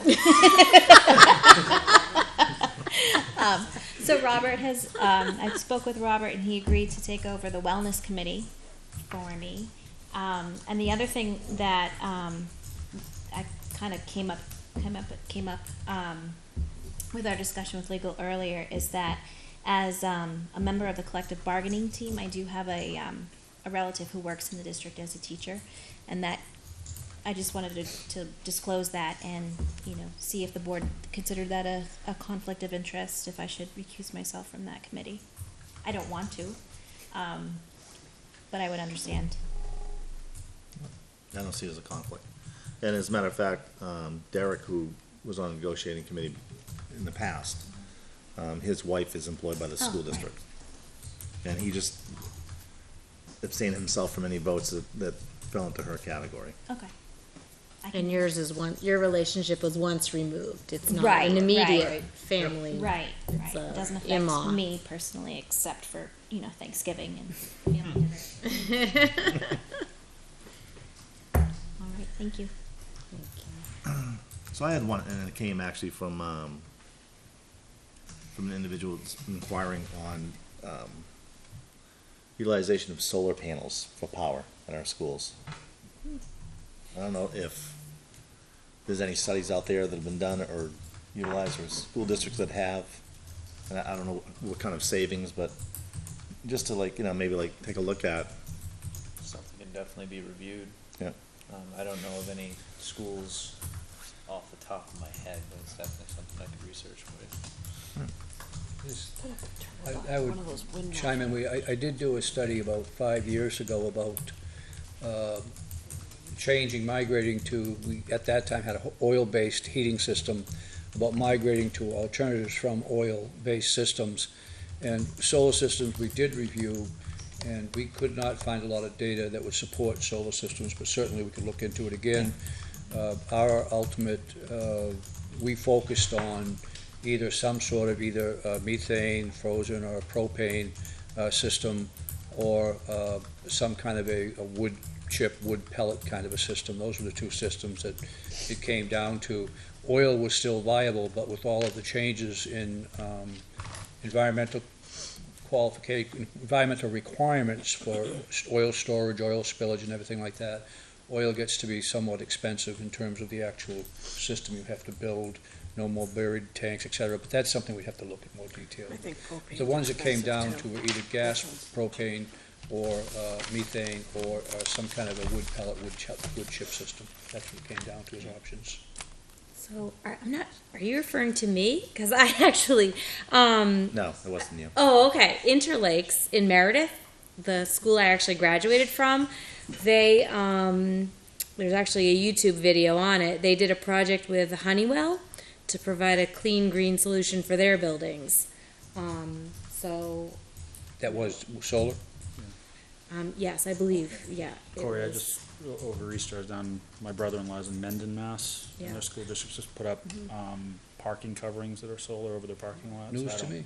I know. Yeah. I didn't look into it, I just. looking at Changed. it. Yeah, and I went by Smith and Wesson. And, well, they do. It's funny because they have overhangs where all their employees park, Yeah, that's what and they did, it's all the roof is solar panel. where they, like Yep. a V drainage. I don't think we get covered parking, but it was just another building that was utilizing solar panels Maybe you could do that on press box. to run the press box. So related to that, also Interlakes, just to throw out the idea, because this is something, especially coming from a farming community, that I would love to see personally, is like a student-run greenhouse. We actually, the nonprofit that I work for, New Horizons, we actually got a greenhouse donated to us, and we grow a huge amount of food for the people that we serve. And so to me, I think, it would honor our town, and also I think it would provide a bridge between people who go to school and attend schools here, along with perhaps the senior community, because I will tell you, the volunteers that volunteer for us, many of them are, retired. So throwing that out there, if somebody wants to. We have some of that stuff at the Tax- high school and the science department, mini greenhouses and things like that. And I know Alvern, the kids do it over there too. That would be cool. That's what I was thinking, it's like the high school for that. Mr. Nagy would love that, like, getting fresh herbs out there and fresh vegetables. Even if it's just And the herbs. seasonality of it is perfect, actually, because we start planting in March. Elementary kids could do seed starting in school. They learn about hydroponics. In the summer, if we're able to get the larger, the senior group involved, they can help maintain it in the summer. And then in the winter, they can prepare all the, I don't know. In the spring, they prepare the mulch and the beds, and then, the students would be here for the opening and the closing of Claire it. Chu tried to do that at GMS. Oh, boys. Who did? I just talked to Scott about that just the other day. I mean, those courtyard. conversations went round and round and round, and just nothing ever, it's just, unfortunately, you can't dig in that area, so it has to be boxes, and then it has to be, someone has to maintain it, and there's just a lot involved. But Yeah. I think Scott's come up with a much easier, or the PTO come up with a much easier solution, and they're just gonna get big planters and put flowers in there and be done. Yeah. Well, I think the raised beds is still on the table at some point, but for now, the PTO is going ahead with the picnic tables and at least. Because there's a lot- Raised classrooms beds can there, use it. underneath all the weeds. There are a few, when we dug it out Yeah. many In the years ago. courtyard. In the courtyard, there were raised bulbs, lilac bushes, Oh, I paintings on the wall with haven't been out handprints. there. Yeah, it's like a treasure chest. Yeah, the big issue is access from the outside, And there's no water. and there's no water. Yeah, And the utilities buried underneath. yeah.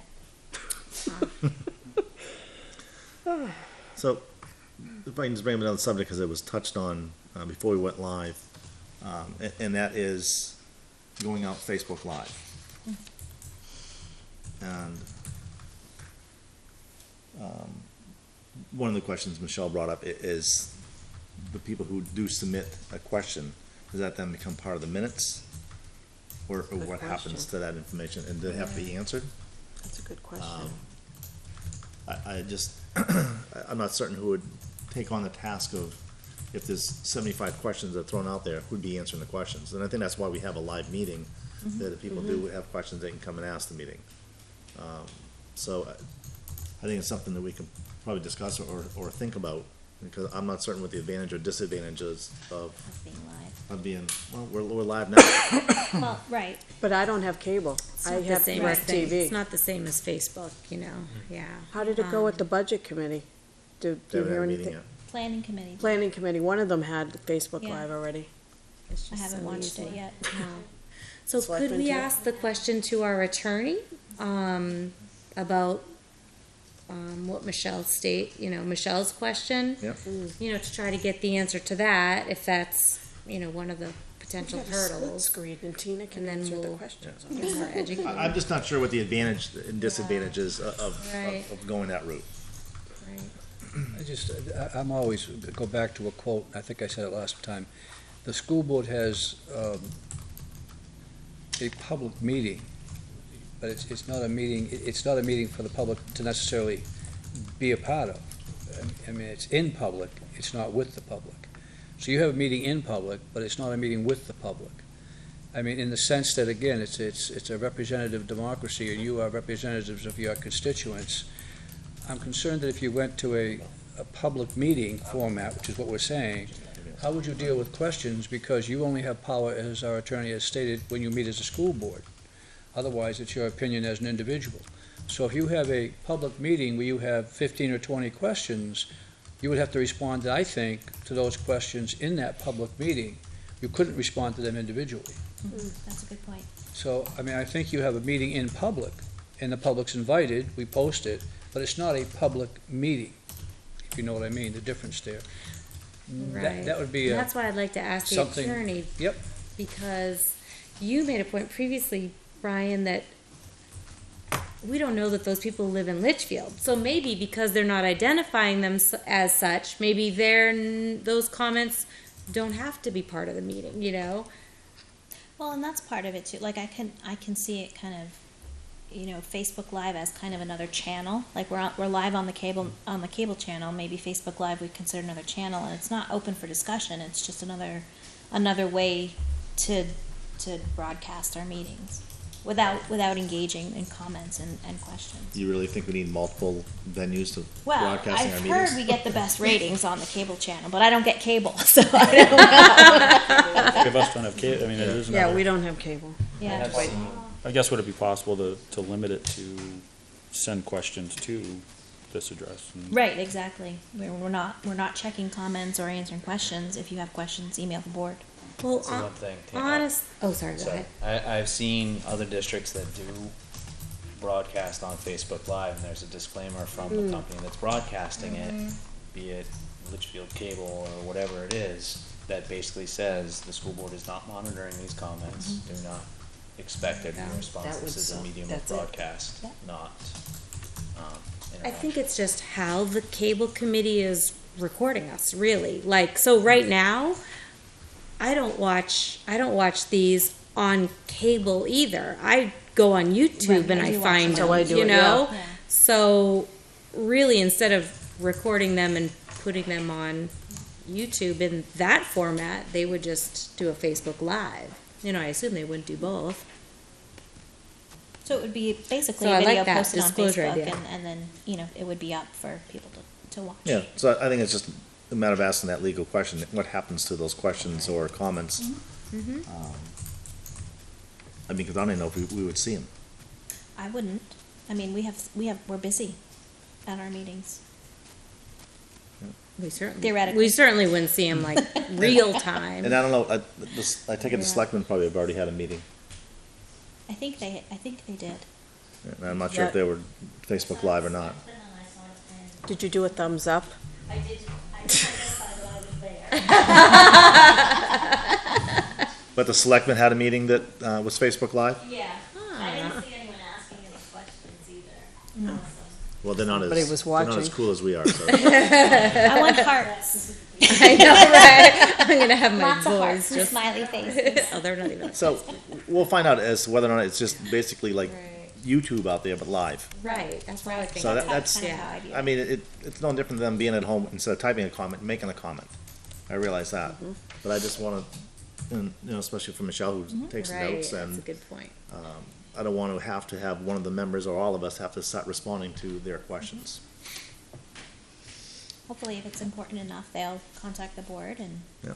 go through the right channels. All right, so we have two sets of minutes to approve. March 21st, 2018. Is the first set. One of the set of minutes, and I don't remember which one, I think it was the 21st. I think I have a clarification. It says that Manchester School District does not have a school board. I don't think it's that they don't have a school board. I think they have a different school board I structure. think that's what was Yes. stated. Yeah, yeah, that's what you said. But I think it's written as though they don't have a school board. So maybe just take out those couple words. You know what page it is? I can try to find it. Let me see. That's why I'm like trying to find it. Okay, so Manchester. Okay. Yes, I do. It is on page 5. You have the line number? Oh, yeah, I don't. even Line know. I number. find it. Was it was it under school board comments? Which character is it? This process. Mr. York also made an Oh, sorry, appearance in that's the. the Yeah, he's out of there now. Okay. He's on there too? No, Oh, On he was. 328. it's toward the bottom of the page. It's the third paragraph up from the bottom. Oh, I see it, yeah. Okay. So it just, Mr. Barker was on there too. You know. Was he? Yeah. yeah, that's all.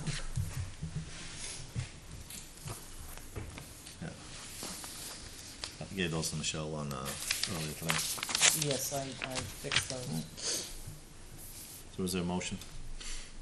I'll make a motion to approve the minutes from March 21st and March 28th, As amended. as amended. Is there a second? I'll second that. Further discussion? Hearing none, all those in favor signify by saying aye. Aye. Aye. Opposed? Abstained.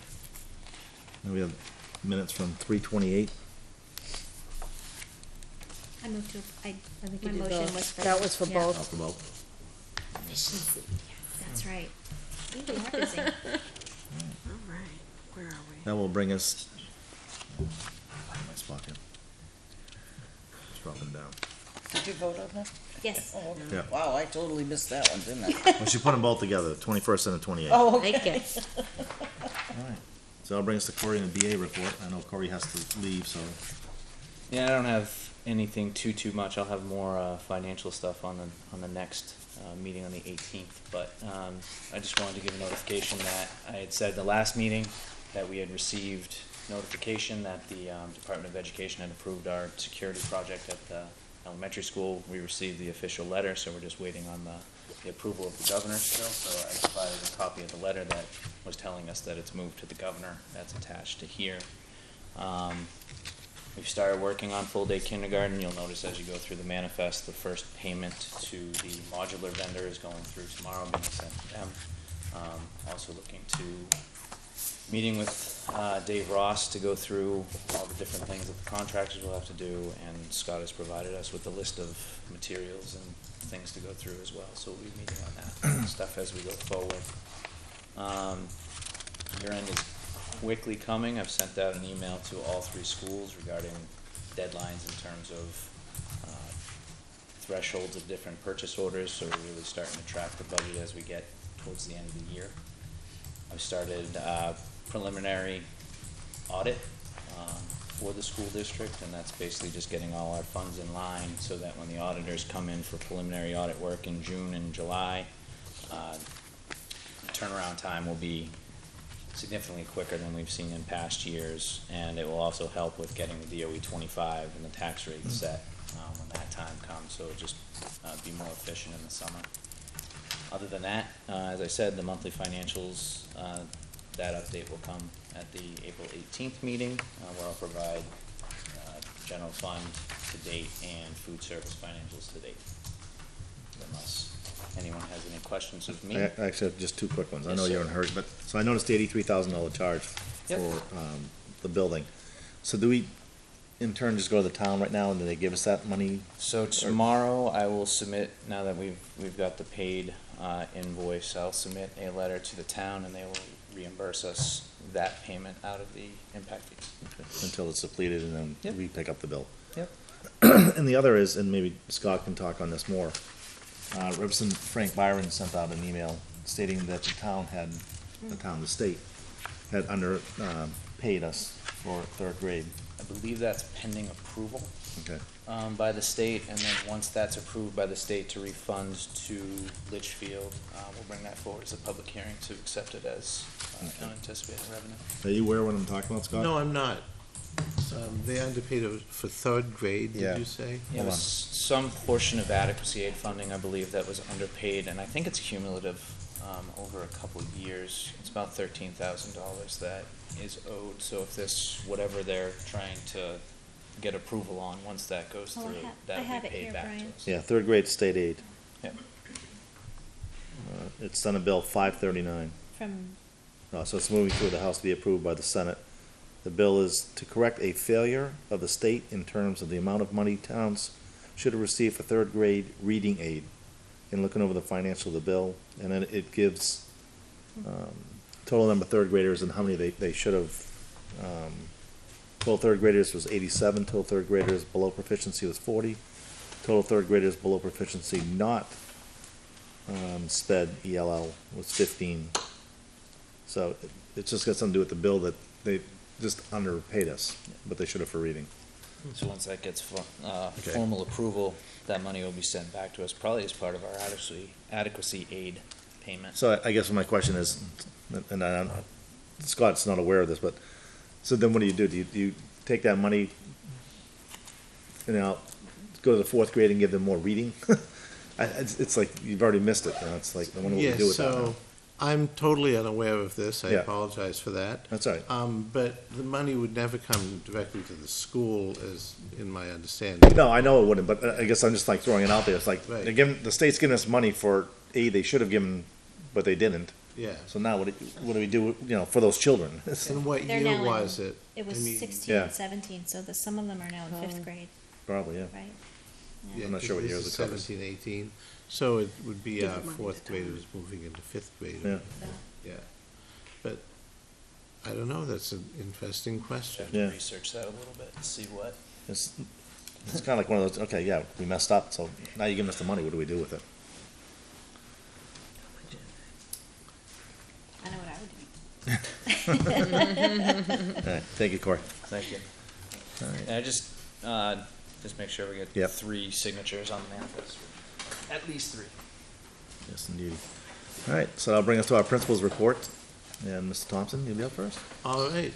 I'm going to skip over enrollment unless you have any questions, because you already covered that. I do want to do a couple of recognitions.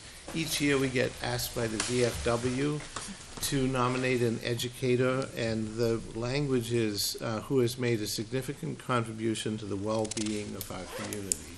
That's kind of, I think that's a little different language that they've had.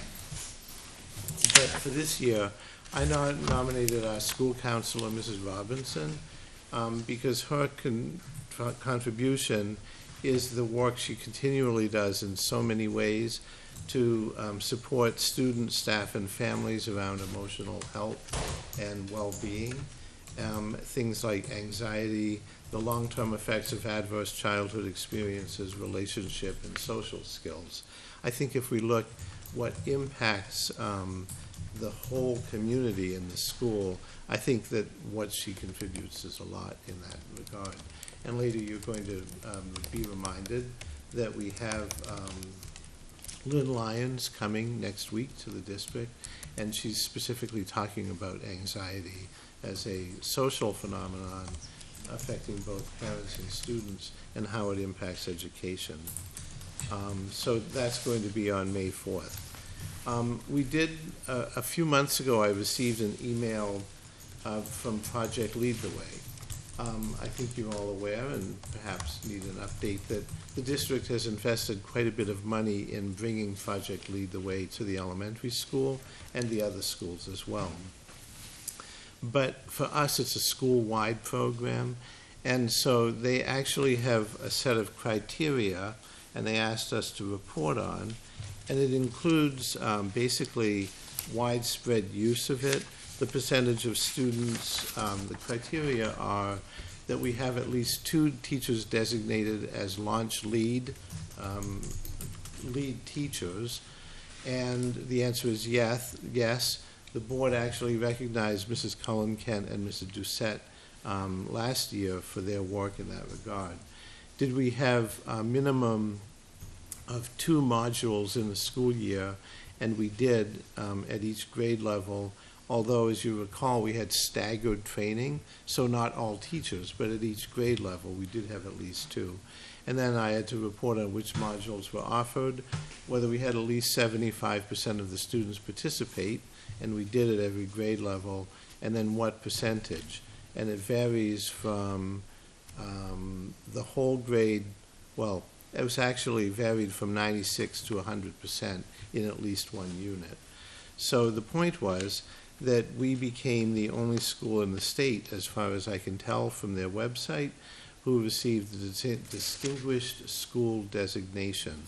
So there is a kit to kind of promote that within the community, which I just, as I said, and I have a big banner to put on the school. So I think it's actually great. kind of a big deal. Yeah. That is So a big deal.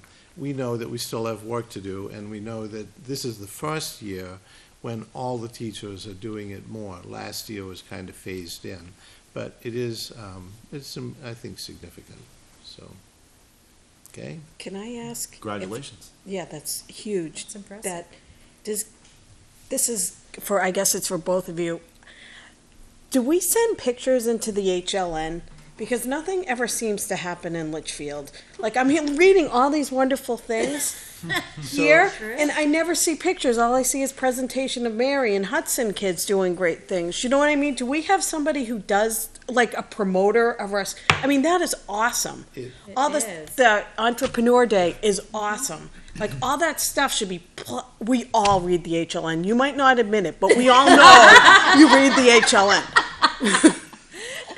So No, we don't have a person who specifically does that, but one of the things that came with this, and I just got the banner last week, is there's a press kit that goes along with it. So I'm gonna Nice. put something together and That's get awesome. it out, yeah, so, That's true. No, you make a good point.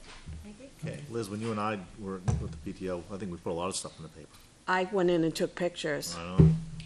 I did. I was what'd they name me? The Frontier Club or something? Yeah. And I would go in and take pictures of the kids in the dome and all that other I think stuff. maybe someone on PTO is slacking these days. I'm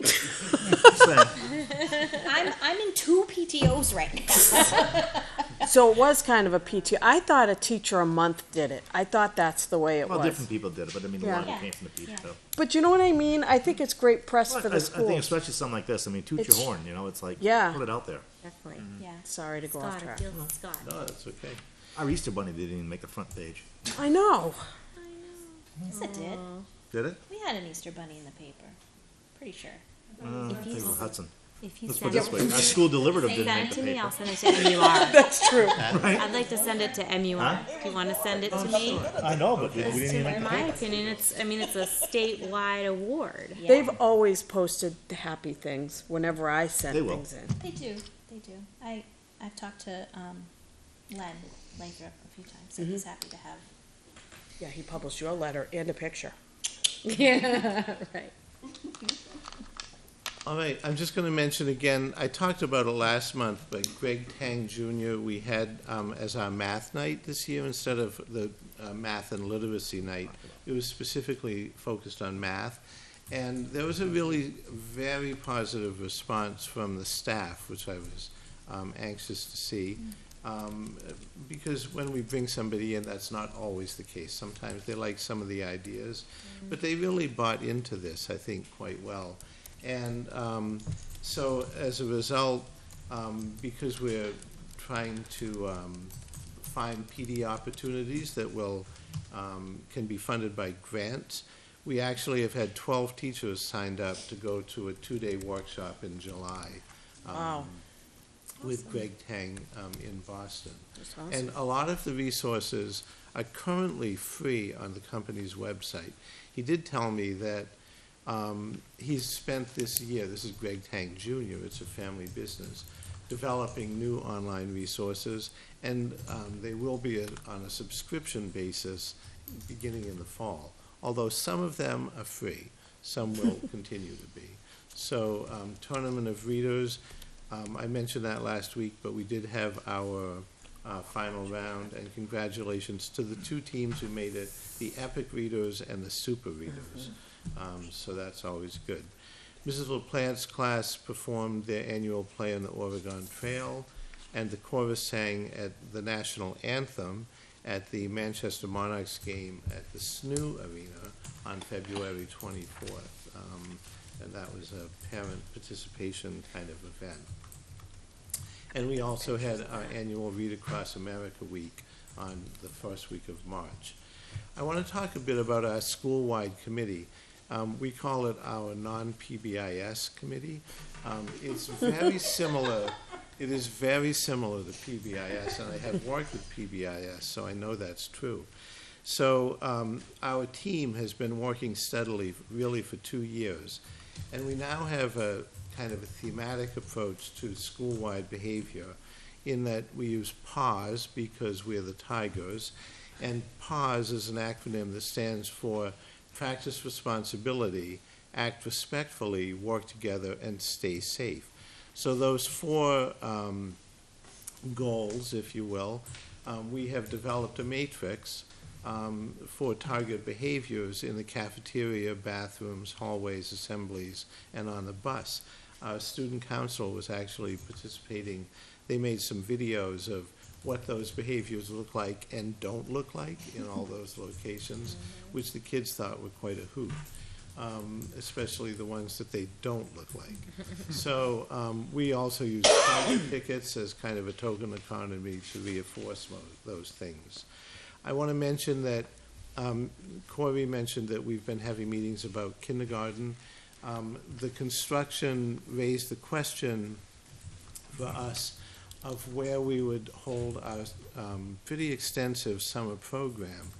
And that's going to run from July 9th to August 2nd. And early on, we were kicking around, do we have to move it to the middle school? But I actually did a room by room. We've had now more than a month worth of conversations and meetings about the summer program. I did a room by room use assignment, and I believe that we can actually fit the entire program in the first and second grade wing, which is quite removed from any construction area.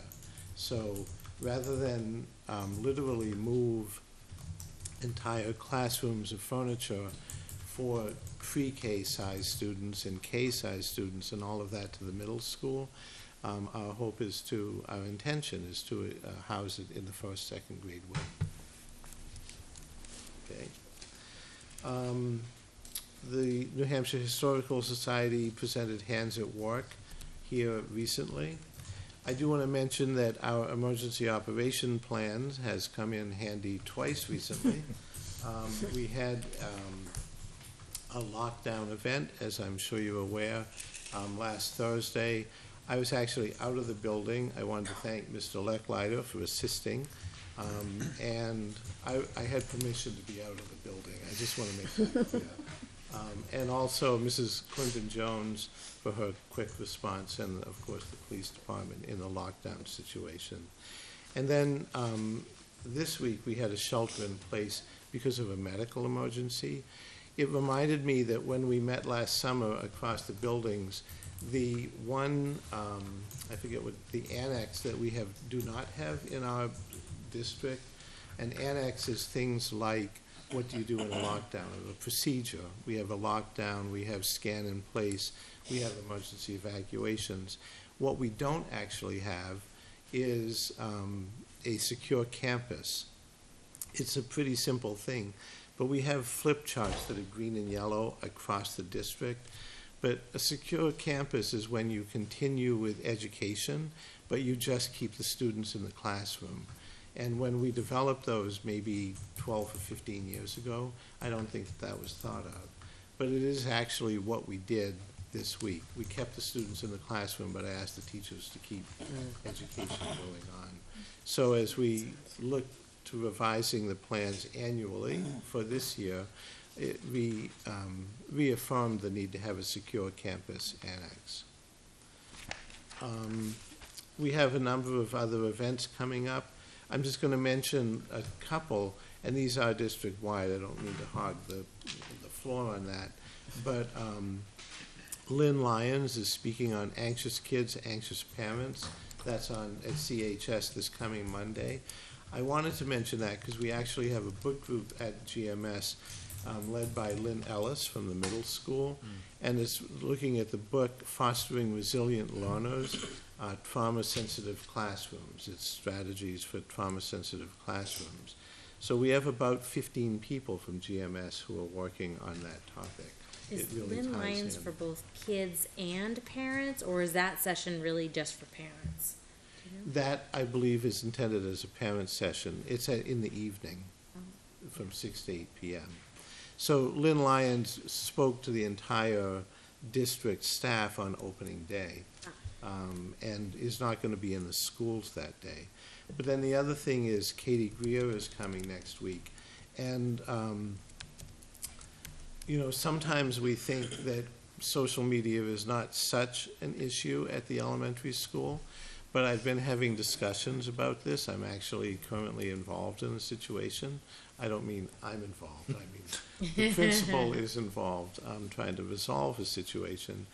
But in discussions, we've learned that our students actually use, these are the ones we have identified, Snapchat, Instagram, YouTube videos, Facebook, FaceTime, Musical.ly, I don't even know what that is, and texting among themselves.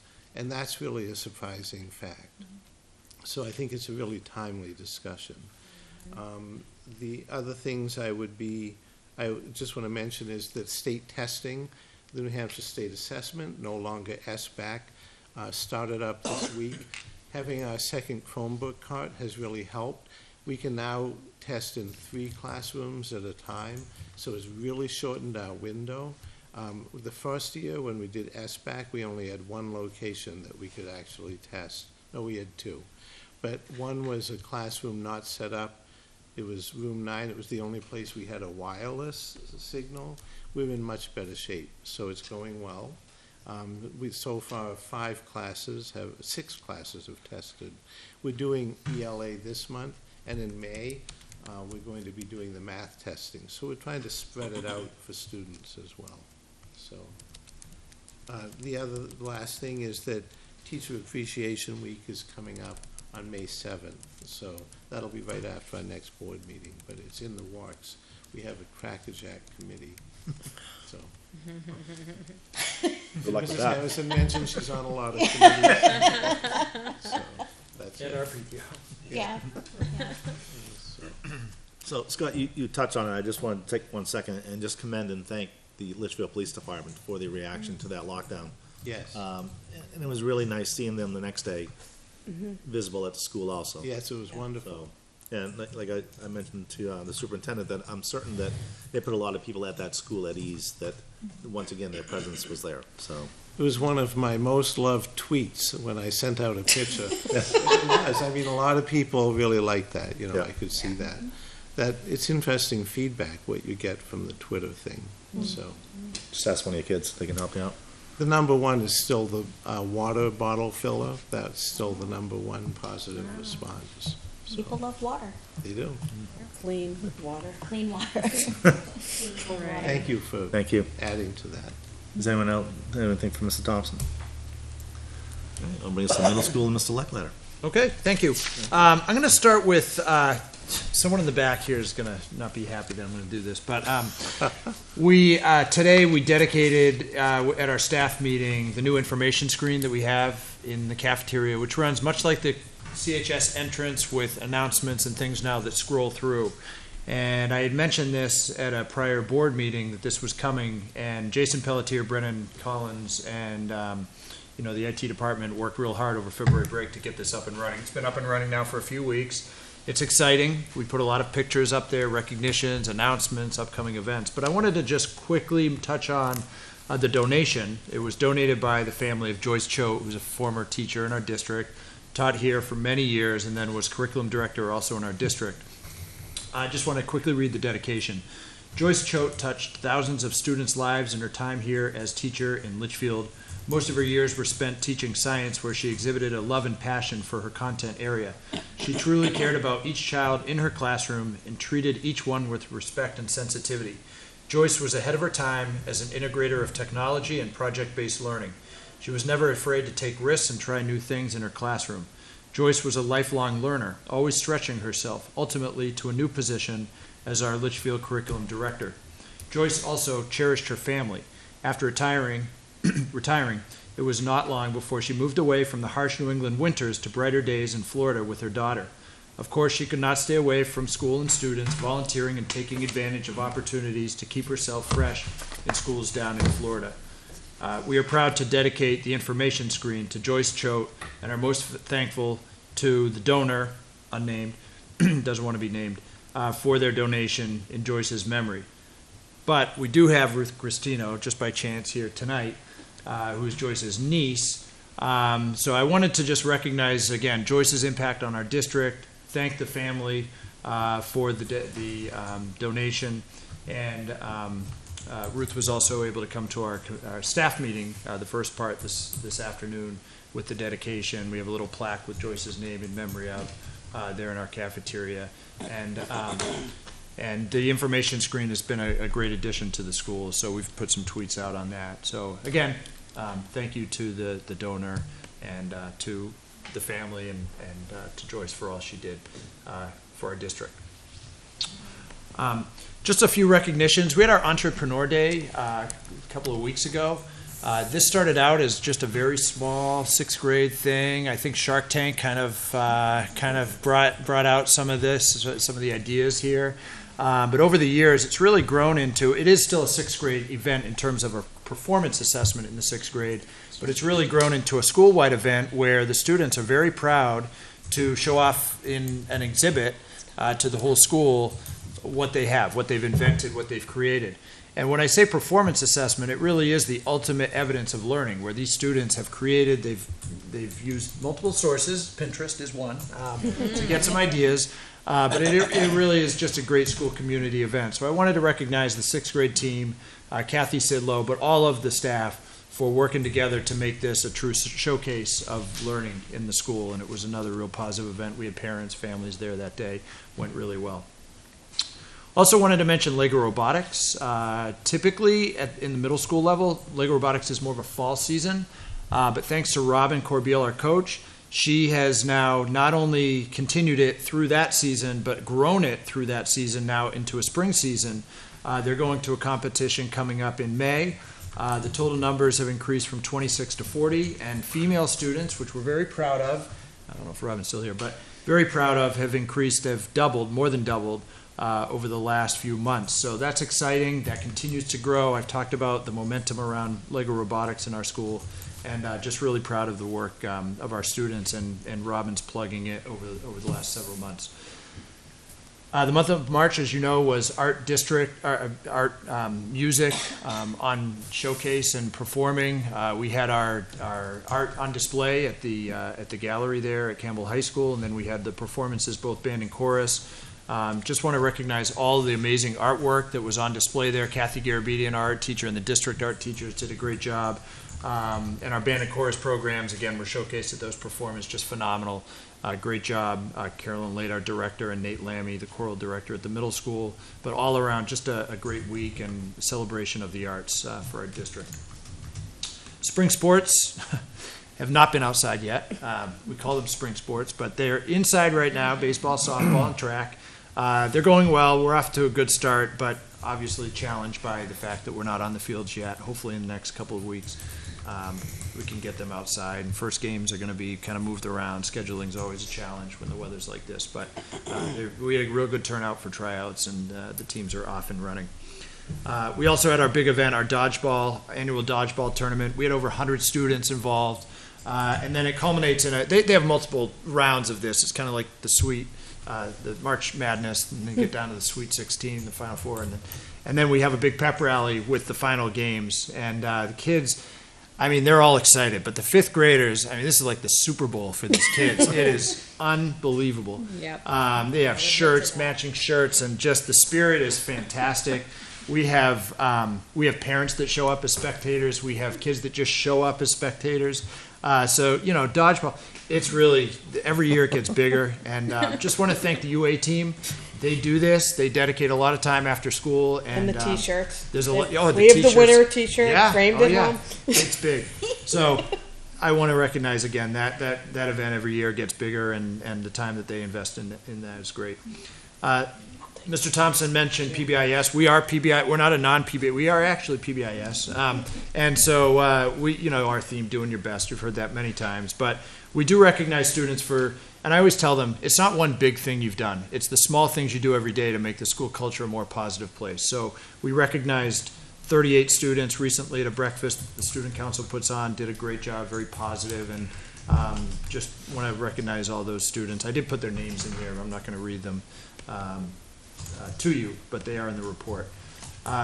We also mentioned the Honors Band was coming up. The Honors Band now had their festival, and I've listed the 9 students. We had 11 audition for Honors Band, and 9 made it. That percentage is incredible. Yeah. When you look at the around the state, and it is very competitive. So again, speaks to our program, our arts program. I want to mention Fabled Vision. So there's an author who just so happens lives in Boston. His name's Peter Reynolds, and he started a company years back that really showcases the technology, but demonstrating learning through technology and giving kids an interactive experience through technology. He's authored a few books that are bestsellers. Ish is one, Dot is one, if you're familiar with Peter Reynolds. But Robin Corbeil has partnered our school with Fable Vision, and now we have access to the technology that Peter Reynolds invented, which is sort of this animation software that then allows students to, again, demonstrate their learning in different ways. And so at our staff meeting today, Robin was able to showcase some of the work she's done with Fable Vision. We are now part of their blog and getting more involved with them.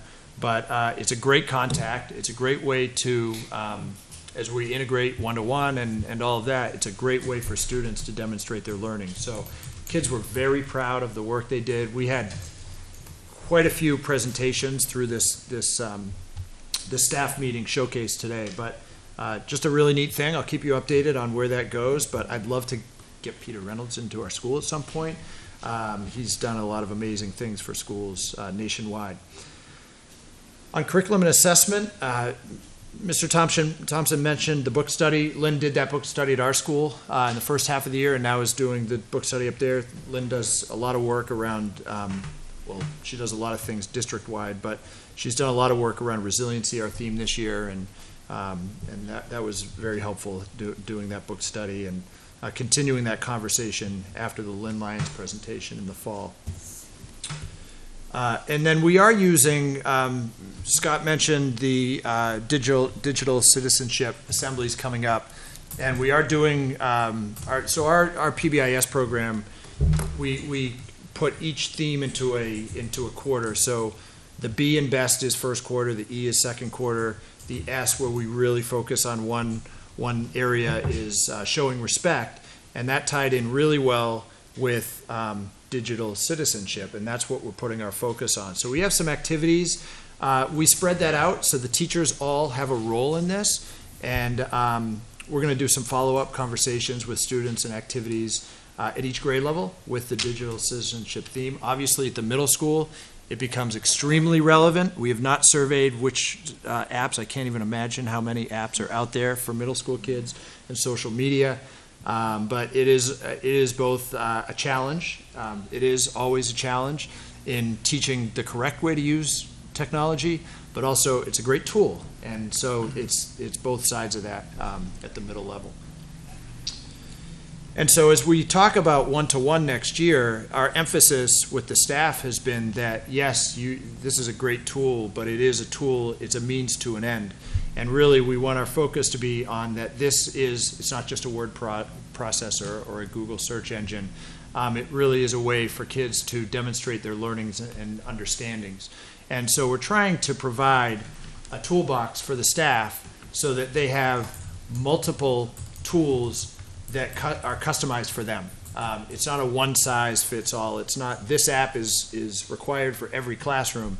It really is looking at your area and what are the resources that you can use this tool for to springboard your students toward demonstrating their knowledge and understanding and doing that through one-to-one. So we have a presentation coming up on our late arrival day, which is also April 12th. It's going to be a busy day on Newsella, which is it's a current event site that's seeing a nod. It's grown a lot over the last few years, but it has multiple reading levels in it, and so there are news articles in there. There's writing prompts in there, and we have two teachers, Sarah Anstey and Jordan LeMay, who went to a training recently, are going to be actually doing some training nationally this summer, but are going to do some training on the 12th on Newsella. So that's another tool that will help us as we bring in the one-to-one next year and have it with 8th grade currently. Our Learning Commons, the IT department did a lot of work over February break. We now have a collaborative screen in our Learning Commons. We did a demo today at our staff meeting, and Amy Provenzel has been working with teachers on how to use that. It's just another tool in the Learning Commons, but it's been great. Kids used it the first day. It was in there for some activities, and so classrooms are starting to use it. And thank you to Amy for jumping on that real quickly and learning how to use that. I have our assessment schedule. Scott mentioned the state assessment. At the middle school, we test all grades 5 through 8. This year, we also test 5th grade in science and 8th grade in science. So you can see the schedule there. Having the one-to-one in 8th grade, having more Chromebook labs makes the testing schedule much easier. Additionally, the state requires less testing days this year. So there's 2 for ELA, 2 days, and 1 day for math. And then for 5th and 8th grade, 1 day for science. So that's the general schedule this year. Our STEAM club is doing a lot of work around sharing their knowledge, and they will be doing some work with first and second graders at GMS on some presentations on simple machines, levers, pulleys, and hydraulics. So I'll report back, but that is I wanted to mention, it's just a neat thing that they've been working on and something new. And one final new thing is our Green Raiders Club has partnered with a company that recycles plastic bags, Jill Delorier. Wanted to make sure I mentioned this, very exciting. So we have bins around, and if anyone's interested in bringing in plastic bags to donate, we've had quite a bit of interest in that in our school, and Green Raiders team, our students are very excited about that, so I want to make sure I mention that. I have many dates listed here, upcoming events the rest of the year. Some of these are a bit tentative as you get into June, but I wanted to put those out there. We have some of our traditions that happen in June, like Terry Fox Walk, and our 8th grade dance is always a big, exciting night in June. And so I've tried to list that out to give you a lay of the land here for the next 3 months. It's going to come quick. Yes. And DC is coming up in a month, so I'm going on vacation for 4 days in early May. Just That's a nice day. Where are you going, Washington? yeah, all expenses paid with 110 of my best friends in the 8th grade. So we're getting ready. We have a parent meeting in April before break. Excellent. Okay, thank you. Does anyone have anything from the select letter? All right. And Mr. Lonigan could not be with us, as was mentioned earlier. He's on vacation also. So he is scheduled to be with us on the 18th of April at our meeting. All right. That brings us to the Governor's STEM Scholarship Program. Thank you. Last time we presented this, was pointed out that there was some language in here that we had some concerns about. Michelle has investigated that language, and we bring you back the policy IHCD with some changes, and those are highlighted. Essentially, we dropped the phrase Will pay. at a different public school or a private school. That has been omitted, and we've added the phrase, the district will not be responsible for any tuition fees or other associated costs incurred by the students for enrollment in such courses. And I think that pretty much takes care of what your concerns were. So I would ask you to look at this tonight as a final recommendation to you, and then next week to accept it if you so desire. Next meeting. I think that was, Rob, I think you had mentioned that, and Brian had mentioned that to me after the meeting. And I think the other question that Mr. Myers had was about students wanting to take courses at like a college if they were, Well, it was just- even if they were offered at CHS. Even if they're off, like if they were And the taking. principal, I did ask the principal, and he said they defer to CHS courses. So I fixed okay. the language to say only if advanced coursework or placement courses are not available within Litchfield School District. Because he said that CHS courses take precedent.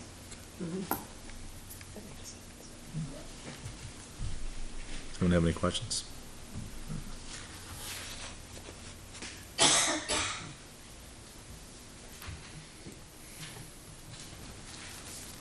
Now, do you want the chair to sign the MOU next week? Yeah, I think we want to give them time to kind of digest this. That's Then, fine. if you have any questions, we can answer them next week, and we do the MOU. We can execute the MOU next time we meet. Next on here again is school board goals. I'm hoping everyone's had at least an opportunity to look them over.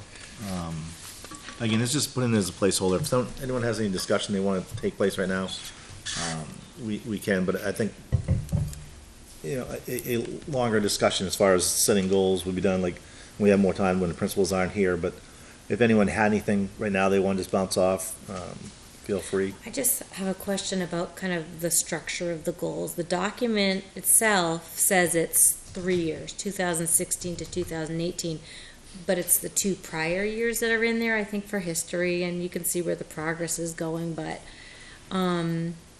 is the goal, where are our long-term goals? I guess that's my question, because these look like short-term goals to me. The goals themselves are the main goals. And everything underneath those main goals are indicators that we have to meet. So over 3 years, we developed a worksheet for principals and administrators to contribute to, so we could see the progress, so the board could mark it. So that's just a worksheet, that's not Okay. what the board is actually using to, as a format to set their goals. So all the goals are basically, the main goal would be goal 1, and it would say, I forget what it says, I don't have that in front of me, so. That's all right. It says something about increasing student achievement. Yeah. So that's your first goal, and then you have your Okay, so indicators consider underneath. those the long-term Right, so the goals never really change, they do get reworded, but the indicators change. Unless we have totally completed Unless the we goal, decide and to you wanna suggest another goal. And plus, it's a working document, so you take a look at something, is there a segment there that really belongs? Right. Or, have we set ourselves up too high as far as, can we achieve that? I mean, Was that correct? because that's what you want anyway, is just realistic goals. And that's why it's always a work in progress as far as if you want to change like a component within it. Yeah, okay. Brian, we talked briefly last week about getting some public input as far as what direction they'd like the board to go in. So I'm happy to work on putting together a survey that we can post on the website or send out to I'll the help community. too. And if we can, Started drafting some notes already. but- yeah. Yeah. We'll present it for board review Yeah. before we post anything. That's but- fine. Okay. You know, the more input I think we can get from the public, the better off we are. Yeah, yeah. Does anyone have anything else on goals as of right now? I couldn't see it, but I know a few board members I've spoken to have said that they'd like to see the goal as be a top 10 district in the state. Is that in there? I mean, I see other things like increasing, test scores and that kind of stuff, but I don't think I saw that particular No, I mean, goal. that's just kind of my own personal goal. I know. Um, I think it's a good one. but we can certainly No, it's- visit that as we But go. I don't That's know fine to say, but then what are you gonna how use- highly aspirational that Right. is. You know what I Right. mean? On what measurement also? Right. Right. Determine that. There's so many different factors. I mean, that you could say you're a top 10 school, it's like, Where Yeah. considered Yeah, by yeah, what? what, Yeah. how do you weigh what and, What was the high school a few years ago? It ranked whatever, but then you look at 3 different publications and they have 3 different lists. Yeah. You know, Yeah. right, and the thing is too, is like what criteria they used, and it was only, seriously, when you think of the entire country, it was only a handful of high schools that were within that group where we came out of. So it's, Yes, the only thing I'd like to bring up about it, having looked at it a lot when we were running, it's just so big to me. It seems to me it should be bang, just, we can track it, we can do that, but it seems like the goals should be broader and just a lot of them. I don't know how to explain when you look at it. It's a Yeah. lot. Yeah, you're right.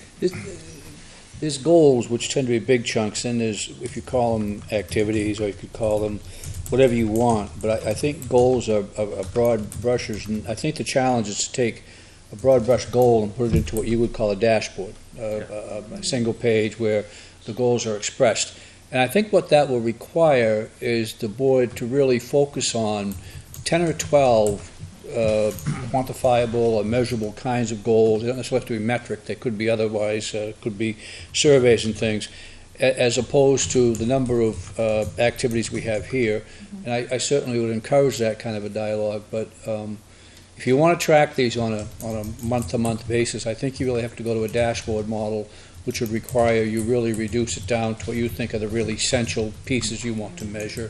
And certainly, that won't be my task, but I hope that the superintendent-elect somewhat agrees with some of the things I'm saying, but certainly, I think it'd be difficult though, like trying to track those by the month.